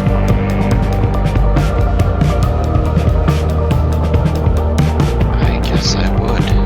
I'm a nice, trustworthy, upstanding guy, and I tell you I'm gonna make a little bit of money. I hand you more bills than was worthy of you holding my wallet. So I've proven to you that I'm trustworthy. I got you thinking the way that I want you thinking. I know where your wallet is. So when we go to make this money, and I say, hold on to my wallet again, we're probably gonna run into a little trouble, are you going to defend me, or are you going to defend the person I'm coming up against? I defend you. And in defending me in a tussle, and we both lose our wallet, would you suspect me or the person we tussled with? The person we tussled with. And so I go spend your money, toss your wallet in the garbage, and you think it's the other guy. That's basic con. That's a basic con. I get you to respond and react the way that I want you to. All the while, my whole goal never changed. When you say Dizzy died, you made Vivi one of you, which explains why she ain't been talking to me during the day and texting and all that. But you mean to tell me that an intelligence officer couldn't say the right thing to provoke you, couldn't use little small things to throw you off kilter, to get you thinking one way, and the whole while pushing you in the direction she wants you to move in? And so we're driving out through Arlington Heights to stop an intelligence officer from going ham on somebody.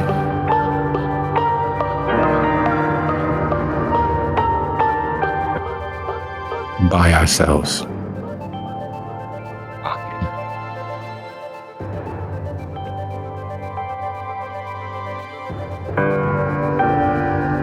Alright, I see what you mean. She wanted me to come after her. Did she tell you anything else? Like, did she say, don't you dare think about trying to stop me? Did she mention or do anything to throw you off? Maybe, I don't know, insult your shoes and insult your hairstyle. You do need to do something about that cut, by the way. Or did she do anything to get you emotionally charged? Called us cowards, said we never loved anyone enough to try and protect them, to risk everything to protect them, etc., etc. Said that we were lucky that she was directing her anger at them and not us. Wait a minute. Say that again. That she was directing her anger at them and not us. Are you sure that's what she was doing? Not anymore. So she told you her entire game plan? Yes. She even told me that she found a place to hang her head for the day, for when the day sleep comes, after she already scouted out the place. But she told you her game plan. Let's look at it backwards even. I'm not as smart as she is, but I've been doing this a very long time. And it's clear that she was leading you on to do what she wanted you to do. And she probably knew that you would not come in force, that you would split apart or do something that would otherwise maximize what you're doing. Game theory is all about minimizing your maximum loss. So you guys got a lot of shit on your plate. You're probably not going to risk, and it's clear, and he looks in his back seat and looks at you, that you wouldn't dare move all together to accomplish anything. What's the one first thing that every kid learns when they actually start playing chess or start utilizing that noodle? Divide and conquer. It's easier to take down one person versus three. It's easier to split everybody up and take them down one at a time like dominoes versus all together, especially if they're taller, older, stronger than you are.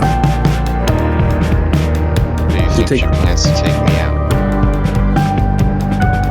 Probably not physically. I wouldn't think of doing that. I wouldn't risk it. I've seen what you can do, but I would keep you preoccupied. I would keep you away from everybody else that I planned on fucking over, or maybe get you out of the building so that you're the last one. Is there anything that somebody could do to fuck over you guys? Well, there's the Haven. Yeah, that would fucking kill Hestia. She loves them peoples. So what else? Is there anything else that she could do to really hurt you guys without actually hurting you guys? Because, you know, being the petty former criminal that I used to be, I can tell you, after breaking so many guys' legs, you never hit them. You never hit the one you really want to hit. You hit his wife. You kick his dog. You push his kid down. Let him know that he can't protect him. If she wants to hurt me, she already knows where Stella and Faye are.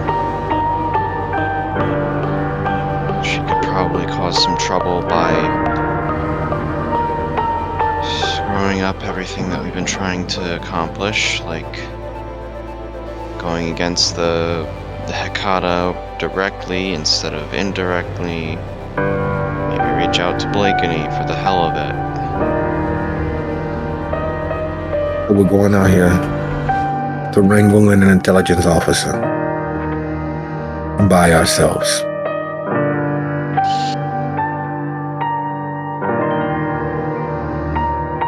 Look, it was either that or we stand up Primogen. Which doesn't always look good for us exactly. So, yes, it's just you and me. Well, I ain't never done nothing to her. I think I'm okay. You, I don't know.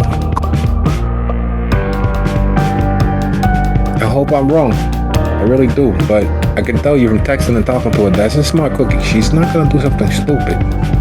Even pissed off as she was when she found out that, the Haven is actually in the middle of her brother's, what did she say, his, the area. They got this, do you know they don't really do like precincts like they used to, but all of the assistant attorneys have an area so they get all the cases from a specific location? I didn't know that.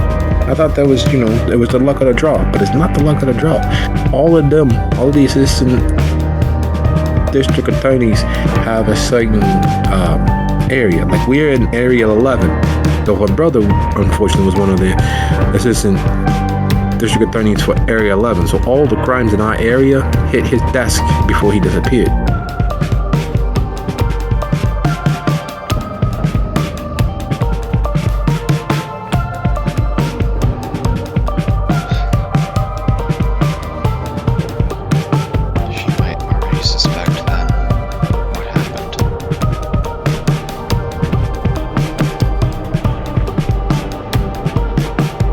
What do you mean, what happened? Don't tell me there's more secrets you're keeping from me.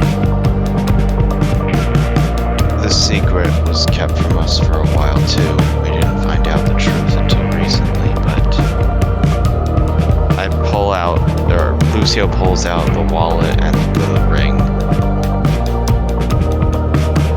Apparently, it was Clyde. You mean the crazy guy? The guy that you had me drive down to Hyde Park? The very same. Yeah. Whatever happened to that guy? I don't know. I never saw him again after what happened at that one place. After he left us and we followed him. The night Newberry died. Shame, this is a turnoff right here. And speaking of turnoffs, there are several things that the family doesn't do. Communicate well being one of them. While most people believe that the Hecata are a singular clan, most people believe that even know that they actually exist, believe them as an independent, free of both the tower, the sword, and the unaligned, the rabble of the anarchs.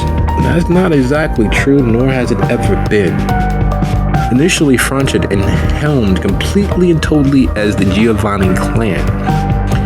Things changed roughly 20 years ago when the other clans of the dead, the other houses that deal with the spirits in the world beyond, under the orders of the Capuchin, joined and formed their own sect.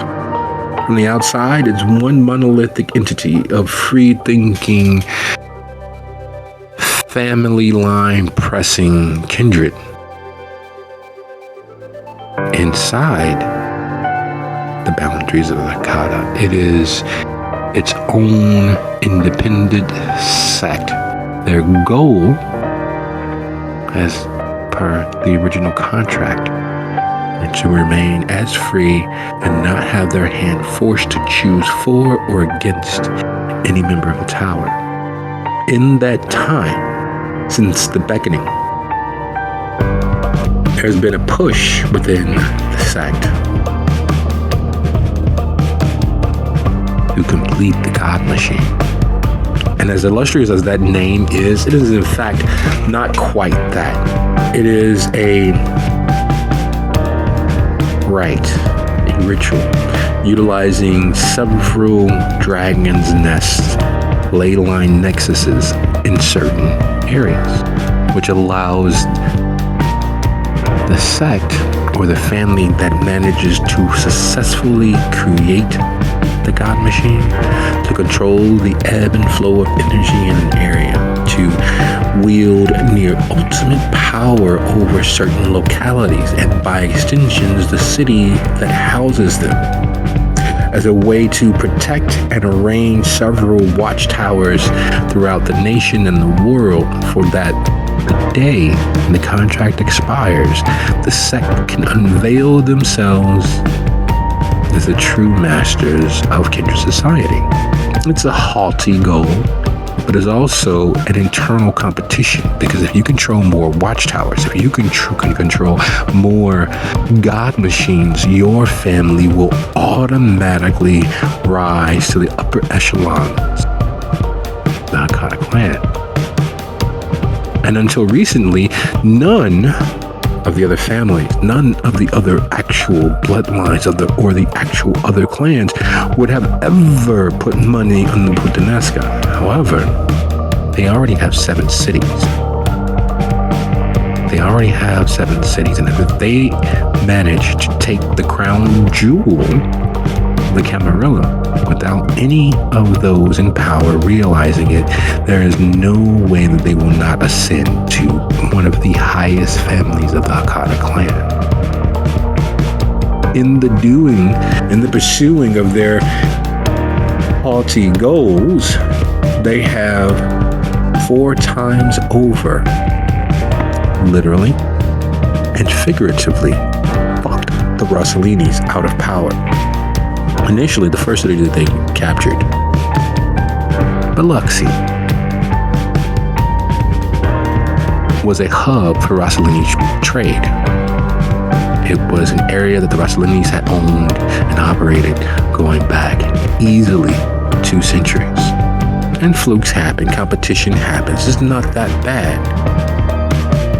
But as they progressed and gained the next city, they seemingly purposefully targeted the Rossellini, taking out their assets, ending certain favorite ghouls' lifetimes. Now, for the members of the Clan of Death, for the Hakata, ghouldom doesn't always require a corporeal form, and many of the best ghouls, many of the best servants, are in fact specters and spirits on their last opportunity to live, to exist anywhere beyond the maelstrom of the Shadowlands. And in sundering their ghouldom, they banished several ancient Rossellini spirits to that very real maelstrom. The final death, the final churning of their soul's energy. And one of them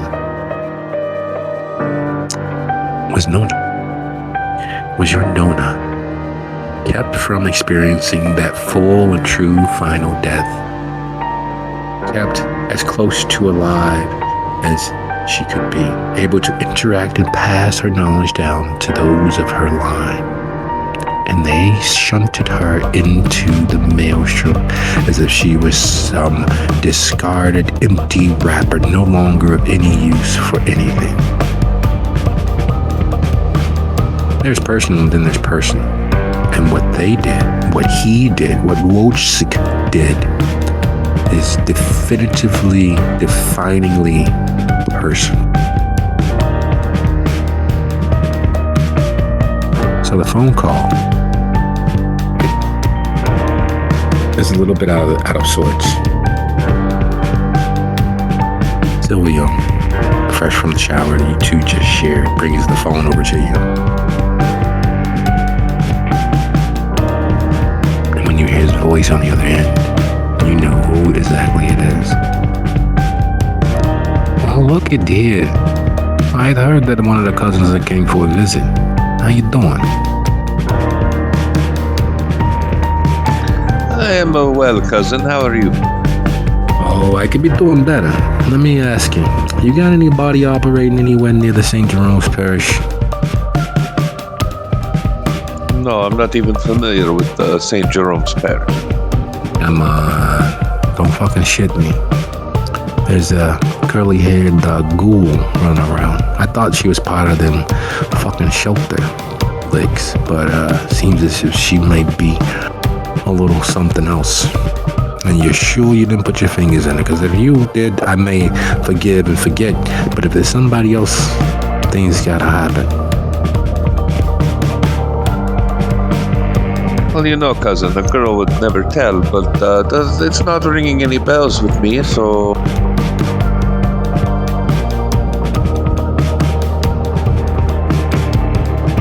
I'm gonna ask you one more time. Just want to make sure. Now, I'm not saying that you're lying. I'm not saying that you took after the family and you're willing to tell whatever you need to tell. But I really do need to know, because what happened here is almost completely in violation of our little agreement with the tower. So if I gotta take it up the ladder, I gotta take it up the ladder. But I'm hoping this ain't the case. Why don't you tell me what has happened? Well, if you ain't responsible, you're probably gonna hear about it sooner or later anyway. So, some ghoul, the one we've been watching, that's been watching our house, broke into St. Jerome's last night and tortured most of the priests. She beat them within an inch of their lives, broke several of them in places that I'm not even sure that I may be able to put back together in this side of the veil. Then she shot up my fucking home. Can you believe that? Crazy shit like that. That's like some biblical, old school, fuck you. I'd give her credit if she was yours. But if she's not, and she really is part of that crazy blonde in the shelter, then all bets are off. I can make their lives miserable. I can make their lives fucking miserable. And at this point, I'm a little offended, because I hadn't completed my business down here in Dalton. Well, to be as actually I'll go heist, just in case you want to throw a monkey wrench in. It'd be fine and fun going up against somebody who understands the rules. But this crazy broad, she cost me in advance of what I was planning on doing. So now I gotta, swing my dick around a little bit.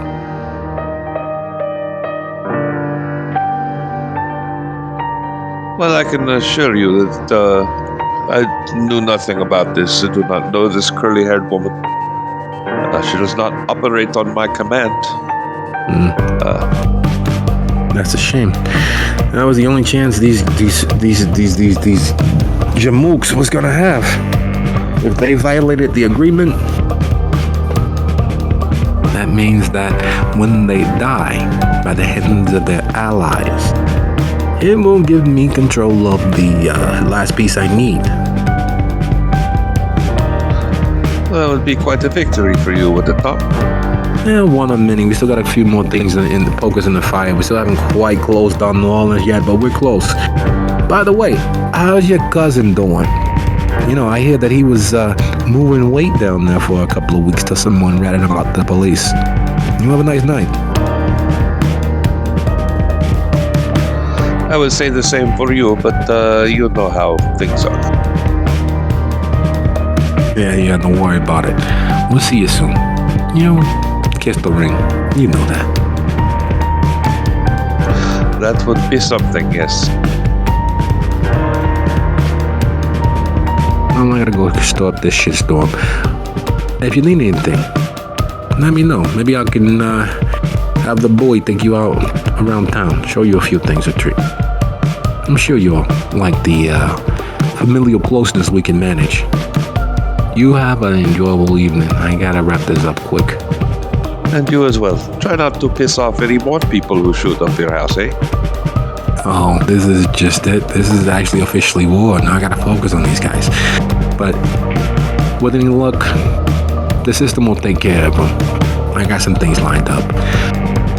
Next time you come to town, perhaps what? Perhaps I could smooth this over for you. Come to some sort of amenable solution, eh? Nah. You're not gonna be able to cause them enough pain. And I had planned on drawing this out a couple of more months, couple of more years. We already missed one convergence. We're good. But this is an insult. I gotta answer.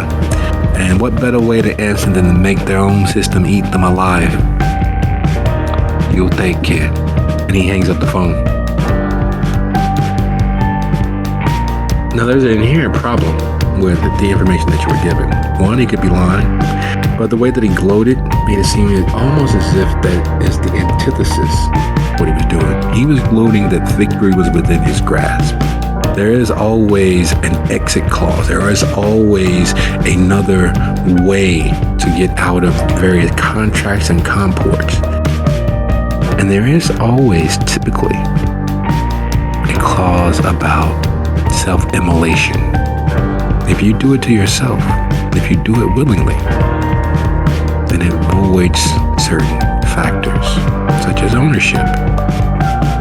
The next best thing to doing it to yourself or for yourself is having your allies or reported allies do it for you. It counts as your own hand. And if they, the shelter, who you just entered into a compact with, are done in by their allies, the contract in place for the last nexus point, the last major nexus point, would fall potentially to the Don, meaning he would be able to complete another god machine. Another watchtower will fall to his control.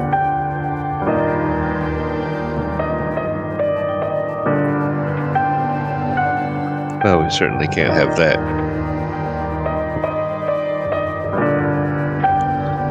Silvio, what do you know about the curly-haired woman? She does not work for us, right? Shooting up the Don's house?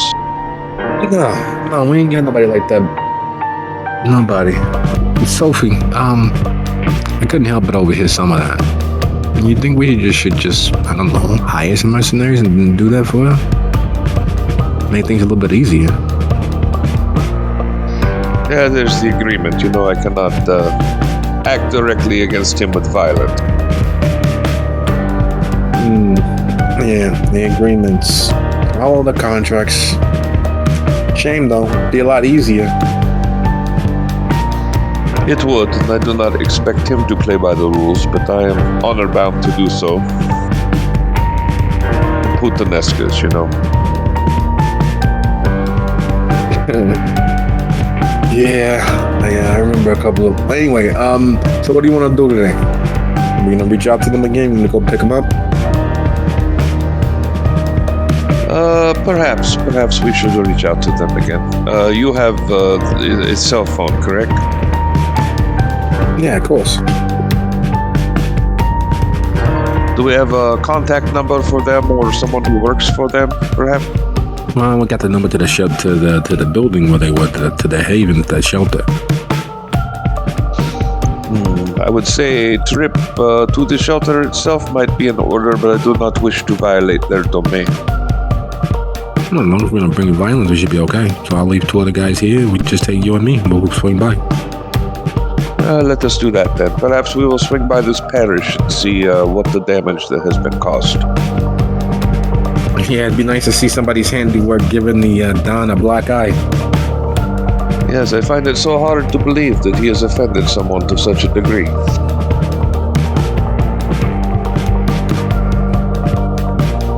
The drive north along Sheridan is surprisingly uneventful. You'd expect some sights, some people doing what people do, but instead it's not quite a ghost town, but it's close enough. You see a few students moving to and fro, backpacks on their back, messenger bags on their side, some of them carrying lunch bags, but it's surprisingly quaint. It's not as busy nor as lively as you expected in a city the size of Chicago.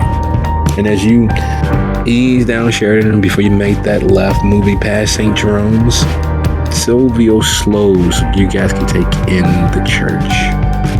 It is a testament to violence. There are broken windows. There are doors clearly marked by fire. There is clearly defacement that someone is attempting to paint over. And unlike all of the rumors and information you had about St. Jerome's, its doors are locked. It was a place of sanctuary, a place where the Castigliones collected souls. It was always open as a sanctuary and offered vindication to any and every member of the transigent community. It was a factory providing them both bodies and souls towards their machinations. It pulled in, well, without beating the horse too more beyond its point of death, it was an earner. It was a clearly demarcated center where they obtained flesh, blood, and spiritual matter for their purposes. And it's closed. That doesn't happen to your family's businesses. Your family centers of collection, they are always open 24 hours of the day, all night. They never stop. Because, well, what matters a little physical exhaustion when even that does not stop you. You can use them long past their death. So if their bodies burn out, so what? Seeing it closed is a testament to the violence that took place there.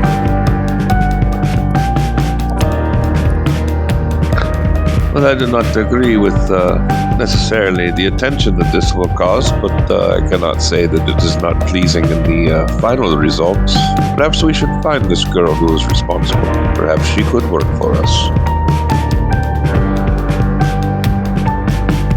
This ain't gonna be good. You know somebody's gonna have to pay for this. Well, somebody, but we are not involved, so it won't be us. Yeah, you know, you're right about that. But that's a lot of attention. And you know that Don's got a big mouth.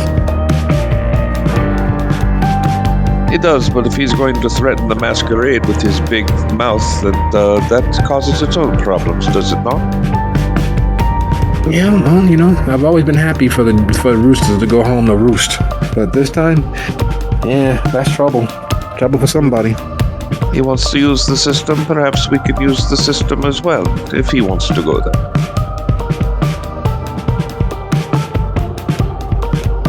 Well, you know, I'm here for the trouble. And as you guys ease along Morse, the class of homes and the style of dress changes ever so slightly, becomes a little more urban, a little bit more urbane, then finally a little less than, a little more obviously poor, a little more obviously lower than middle class. And you find the shelter. And it is a large parcel of land, at least for a city space. This is more than a quarter of a block of space, and there's buildings on the far end that are clearly in disrepair or used or vacant. All the same, the land where the shelter is remarkably large for a building such as this. When you envision shelter, you envision some little storefront with a few beds and some soup pots on a portable one of those campfire stoves, something smaller. You did not expect this. This is a hub of activity, even without tapping into your other senses. The feel of the spiritual is undeniable.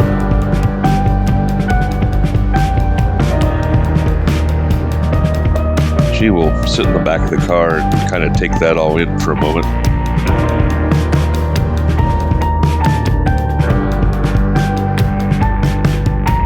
There's potent and there's powerful, and it seems as if there is a combination of the two here. A potently powerful nexus point that is like a blast furnace of energy. The amount of souls you could reap for your own purposes if you had but access. The number of fetters you could obtain, add to yourself, increasing your strength. The amount of sheer potential sitting there is enough to make your mouth water. It is, without a shadow of a doubt, a keystone for completing a watchtower, for completing a god machine.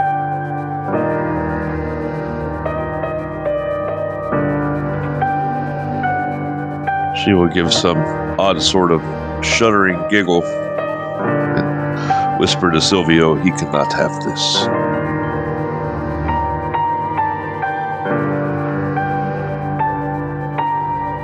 I didn't think so. You want to go in and get these guys? Yes, let us get to the business at hand. You step out as Silvio has moved around the car and opened your door for you. And as you move into the shelter, behind the desk is a kid. There's no other way to say it. He's clearly barely just out of high school based on looks. He's waifishly thin, his hair is wild and woolly, pulled back into a loose bun. His wisp of a mustache sits on his upper lip, almost indiscernible from a smudge of dirt. And yet he's manning the phones, he's pointing and directing other members of the staff, and he looks towards you and spares the shy sort of smile that boys who haven't had the opportunity of dealing with the world at large hold, that promise that he will be so much more in a few years when his weight settles in, when he has found that confidence that he clearly has without realizing it, because he's able to manage and juggle. And you see past him in the actual shelter space, there's a tall gentleman, dark skin, rough 5 o'clock shadow, sleeves rolled up on his blazer, and he's moving trays to and fro. And you can hear some barking from further on, a raspy woman's voice, barely woman at this point by your judging. It's not smooth, it's not suave, it's not anything that seems refined, yet it is clear that she moves and speaks with a command to her voice that the others are listening to. And then there's the feel that you were not expecting. A family. It's like walking into someone's home. While they may seem chaotic and busy, it is clear that they love and care for one another. And the people that you see have clearly reached the end of the rope, and they've reached the end of the line. These are the people that time and society have forgotten. But here you see, instead of the downcast looks, you see smiles and exchanges, a hug there, a handshake there. It is a remarkable testament to the drive of the human spirit to be more than what society will allow you to be. Here, these individuals are people.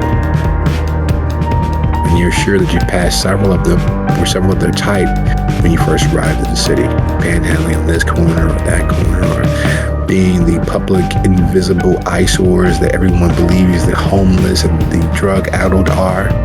But here, there's a sense of community. There's a sense of loosely connected familial piety. And it's odd. It's almost the antithesis to what you would expect looking at how they're dressed and the care that the world has for them. And then Sebastian, having issued his orders, having passed off as much as he could, turns to you. Hey, how's it going? How can I help? Yes, I'm seeking a director. I believe that is the word that you would call it. The person who runs this place. Oh, Miss Green? Miss Green? She left about 30 minutes ago. That is very unfortunate. Did she have prior engagement, or is she doing shelter business? I'm not supposed to say. Mrs. Sorochi said I shouldn't say, but you don't look dangerous or like the wrong sort of people. And he looks at your bodyguard. He looks at Sylvie, and it is clear that they have met previously, probably when you sent him to pick up the others. And Ms. Green left with you yesterday. There's a restaurant north on Ravenswood that they like to go to. Some of the guys saw them there previously, so if they didn't say where they were going, but being as they didn't seem like in that big of a rush, that's probably where they get off to. I see. Well, we could eat, could we not, Mr. Toscani? Yeah, we can always eat. Excellent. What sort of fare would we expect there? Is this a fancy place, a suit and tie, or? It's have you had Ethiopian food before? It's like fufu. No, I don't believe I have, but I'm always in the market to try something new. And as she's speaking, because she can't help herself, she activates binding fetter. Indeed.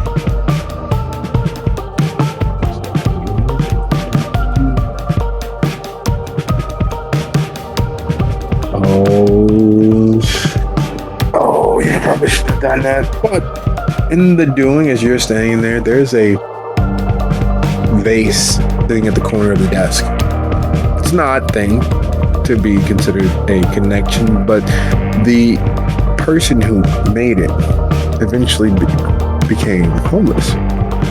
And in becoming homeless, they were battered around the city and moved here and there. Even though they were an artist, they were completely artisanal. This is all hand-blown glass as you look at that face holding that silk and plastic flower that is just there to be an undying bit of decor. But the person who blew that vase, they spent their last 3 months of life here.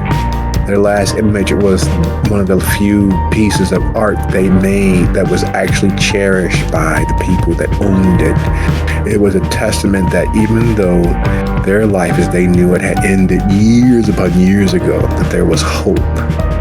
And in that hope, they sought to stand watch, to be here, to help as much and as often as they can. It glows as if it is the most valuable of gold. And it's all because that vase is an act of love and an act of hope. It saved its creator. And instead of moving on, it acts as that creator's tie to this place, to the people here. And the few moments of safety and security that they have, she is there helping every step of the way, applying herself as best as she can.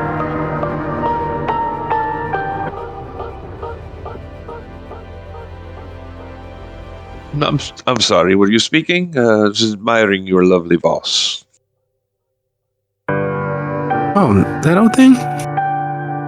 Miss Green won't let me throw it out, but I saw a couple of the dollar stores that I was thinking about getting, but Miss Green likes the real glass, so it stays. It's kind of nice, I suppose, but it's a little old, don't you think? Sometimes there's better craftsmanship and beauty in age.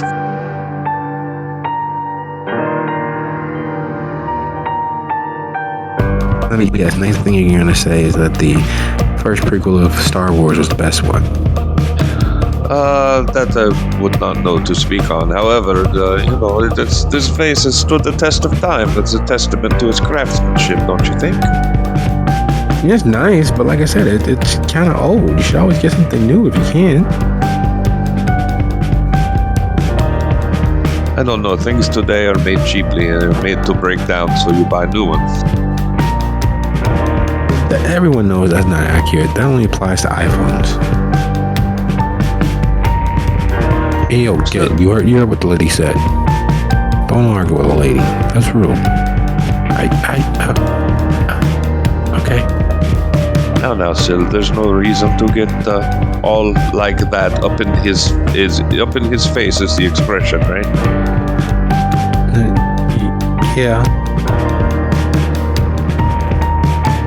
We will take no more of your time.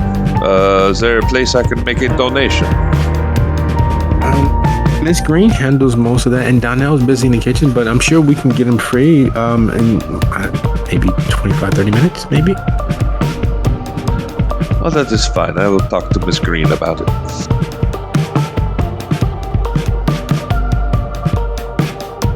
Phil stares at him until he sits down and then moves to the door to open it for you. You have a lovely evening. I'm sure we will talk again. Yeah. And should you decide to throw out that lovely vase, I would like to make an offer for it. Sure thing. I'll tell Miss Green as soon as I see her.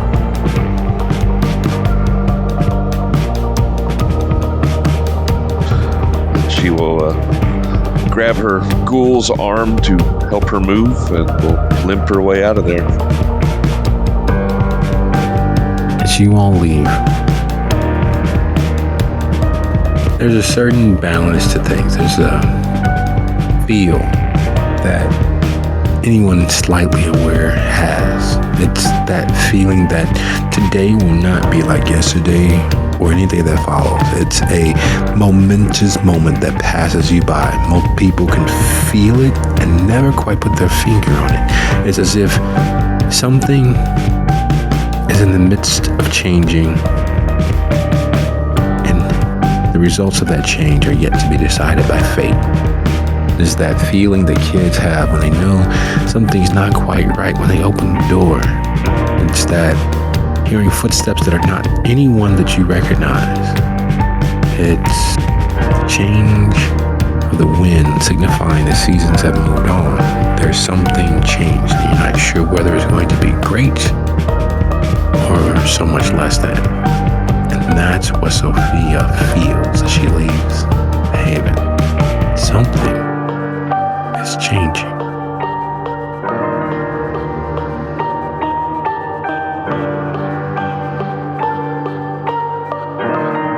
The game is afoot, Silvio. We should probably smile and wave. I'm sure we are being watched by Putinescus.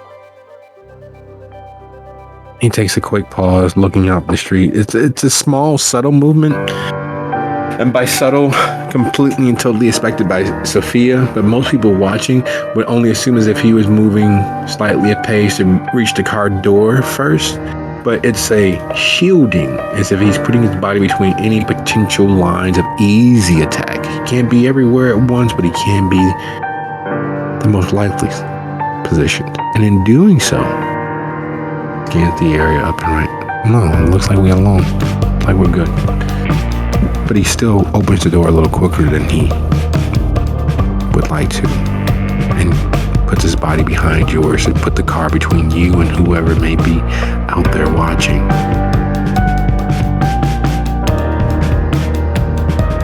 Let us go to this Ethiopian place. See if we can catch up with Miss Green and her cohorts.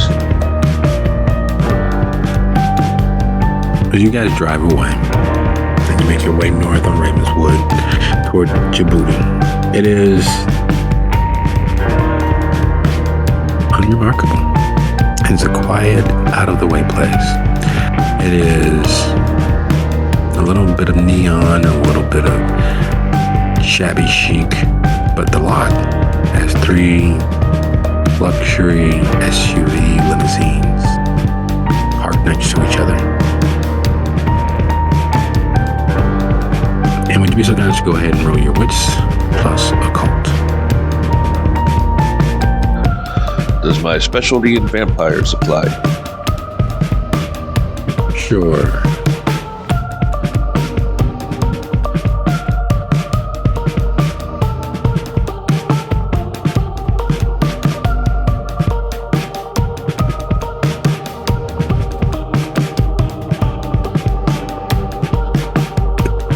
There's a feel to magic that is undescribable. It is a feeling that you know from having been involved with the family business as much as you have, but each bit of magic has a slightly different tremulation along the skin. It's a slightly different scent and a slightly different taste that hits the tongue. But when you've been exposed to it as often as Sophia has, it is unmistakable. It is that ineffable something that lets you know exactly what is happening. Something mystical is happening now, and you've walked within the range of feeling its effects. And with that thought in mind, we shift our gaze. So, Astia, Melinda, the difference in the attack and difference of your action means that you all both receive 3 levels of health damage. Your vitae, your hunger, has risen 2.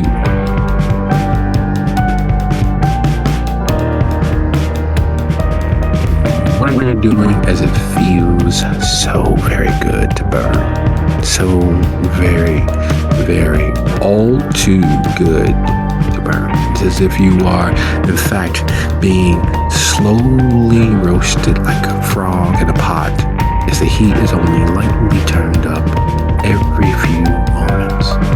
Combined with the kiss itself, that blissful state of having all the pleasure you need in every way that you need it.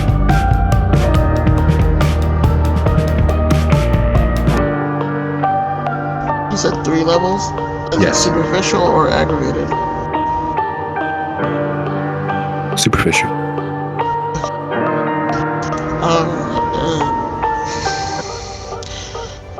Pleasure or no pleasure, Hestia wanted out of there. Juiceable told her to run. She is going to keep trying to get the fuck out. If she has to knock Julius on his ass on the way, good.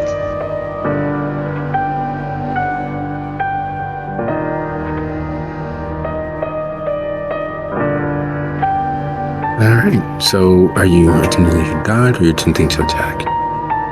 And what are you doing, Melinda? Mostly dodge.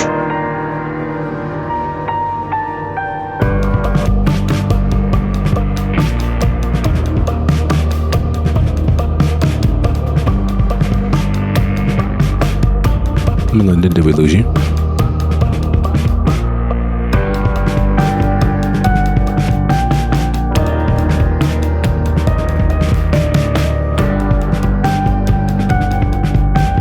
Okay, we seem to be experiencing a small bit of technical difficulties. There we go. There we go. Alright. Yeah. And the last thing I heard, it was with Sophia. Okay, so we shift our gaze back inside the Djibouti, and you and Hestia receive 2 additional hunger and 3 superficial health levels on hand. And at this point, as the attack that feels so very much like being drained, very much like being kissed by another kindred, washes over you, what are you attempting to do? What is your intentions?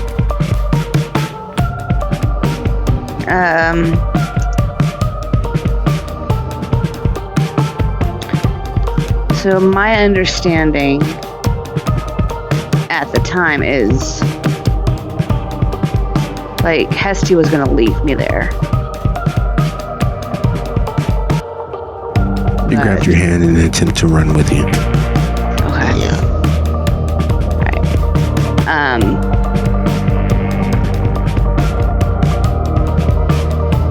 Alright, so we are at 3 hunger.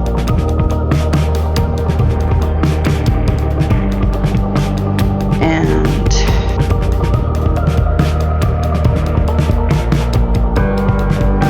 all of our exits are blocked. For the most part, there is a tall, dark-haired warlock standing with a wall of force between you and the front door as he's draining you of blood, is flying across this space between you two, entering into him. However, the scent of fresh kindred vitae has spurred everyone else's beast. So at your back is a very hungry, slavering Malkavian known as the Scourge of Chicago.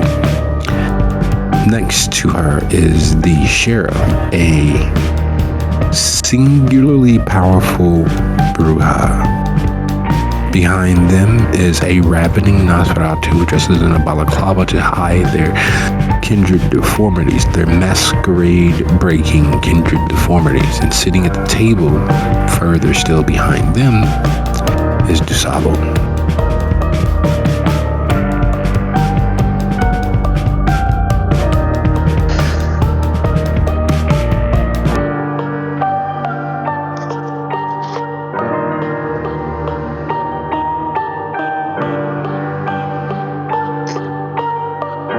She did ask me if they wanted a drink.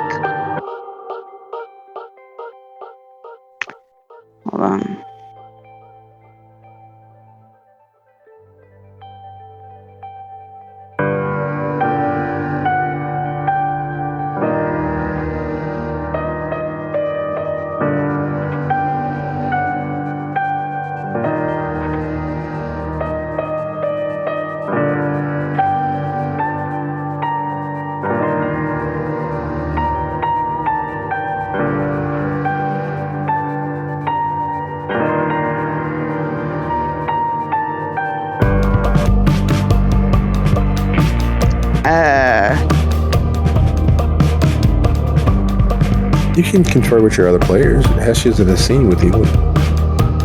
Okay, so my first thought is Hestia is to activate Dominate. My idea was the fact that there's only just one person between us and the freaking door. I'm taking him out and getting out of here, or I'm dodging him and getting out of here. Oh, yeah, and I can activate Dominate as we do that.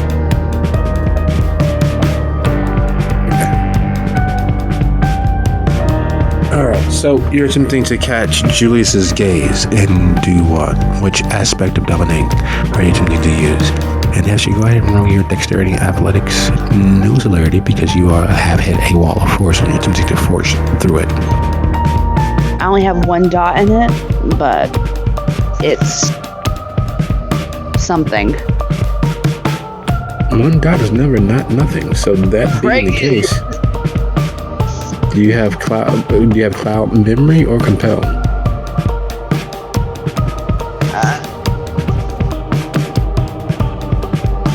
I have.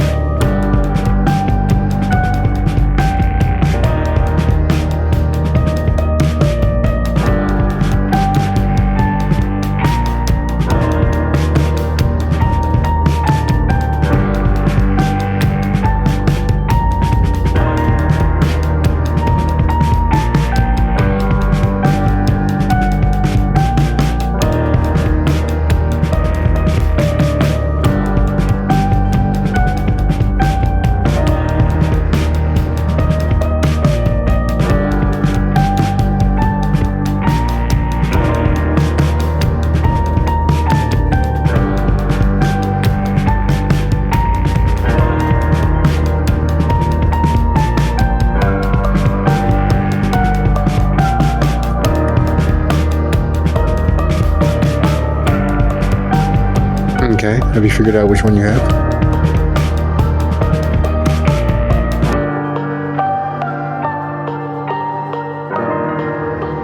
Not yet. Normally it's listed on your sheet under your skills.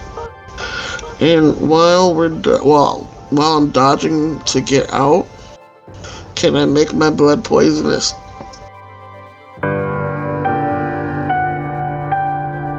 Can you make your blood poisonous, or you,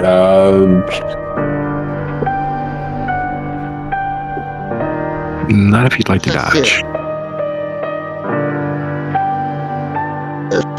Alright, well, yeah, I'll take the dodge instead. But I'm just like, you want to take something from me, I'm going to make it nice and spicy for you.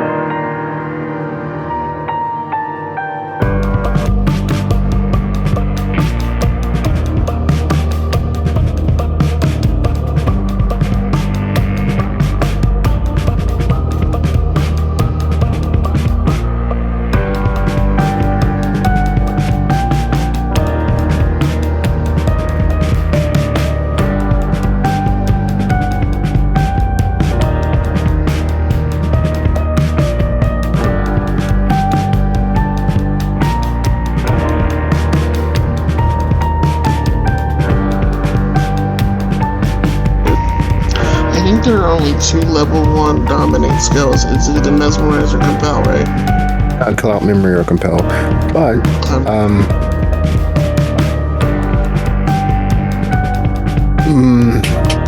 Linda, would you attempt to hold his gaze or catch his gaze so that Hestia can escape, or would you attempt to concentrate on trying to not trip Hestia up as she tries to pull you along with her?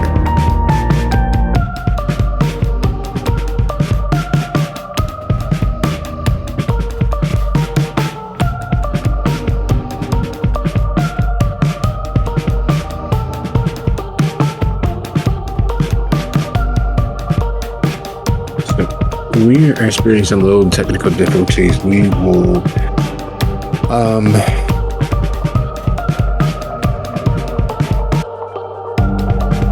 say that Linda, with the technical difficulties in front of us, interfering with her being heard, say that she forgoes sacrificing herself so Hestia can escape, and instead wraps her hands and arms around Hestia as Hestia throws down her shoulder and lunges forward, pushing through the invisible wall of force that is draining both her and Melinda of their immortality, of their vitae. And as they push forward and burst through the door just ahead of the ravening beast preparing to tear them limb from limb, Sophia, you and Sil are pulling into the lot, easing into a parking spot that's easy to pull away from as per his usual security. And as he opens the door for you, you see Hestia. You see the screen and a smaller, thinner woman wrapped around her, rushing from the door. What do you do?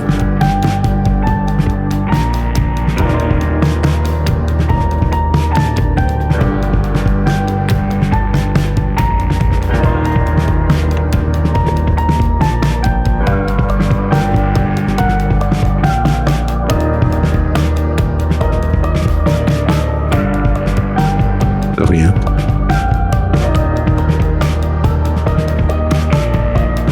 I'm sorry, you were talking to me. I will tell Silvio that perhaps we should pull around the side. There is something going on here that we may not want to be involved in. Sure thing, I got you. And as he closes your door and heads back to his to take off, actually, there's no denying the large wall of muscle that was just at the shelter yesterday that also acted as butler to Sophia. You see him, you see the dark vehicle. Do you head there, or do you try a different tact? Nope, I'm heading for the closest thing, which is the vehicle. We need to get out of here. So tumbling inside as Silvio begins to pull away,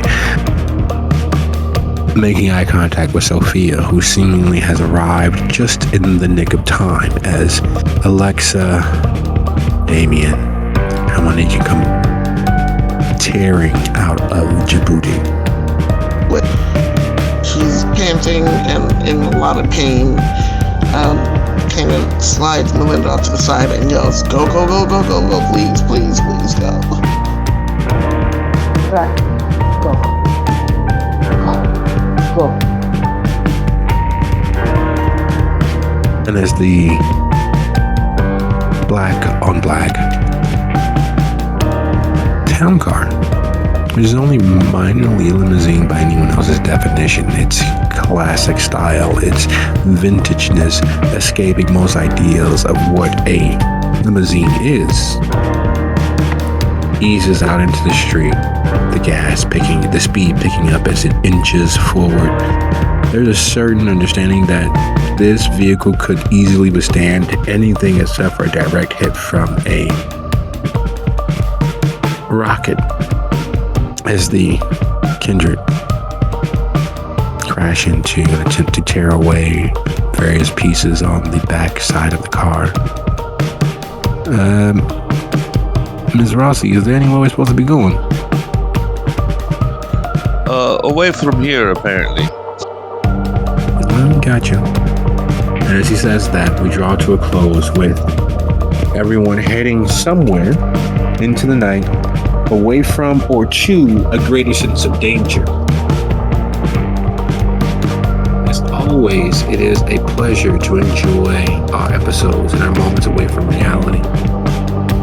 It means a lot to me. And I want to thank you all for giving me this time and sharing this with me. I will see you all next episode.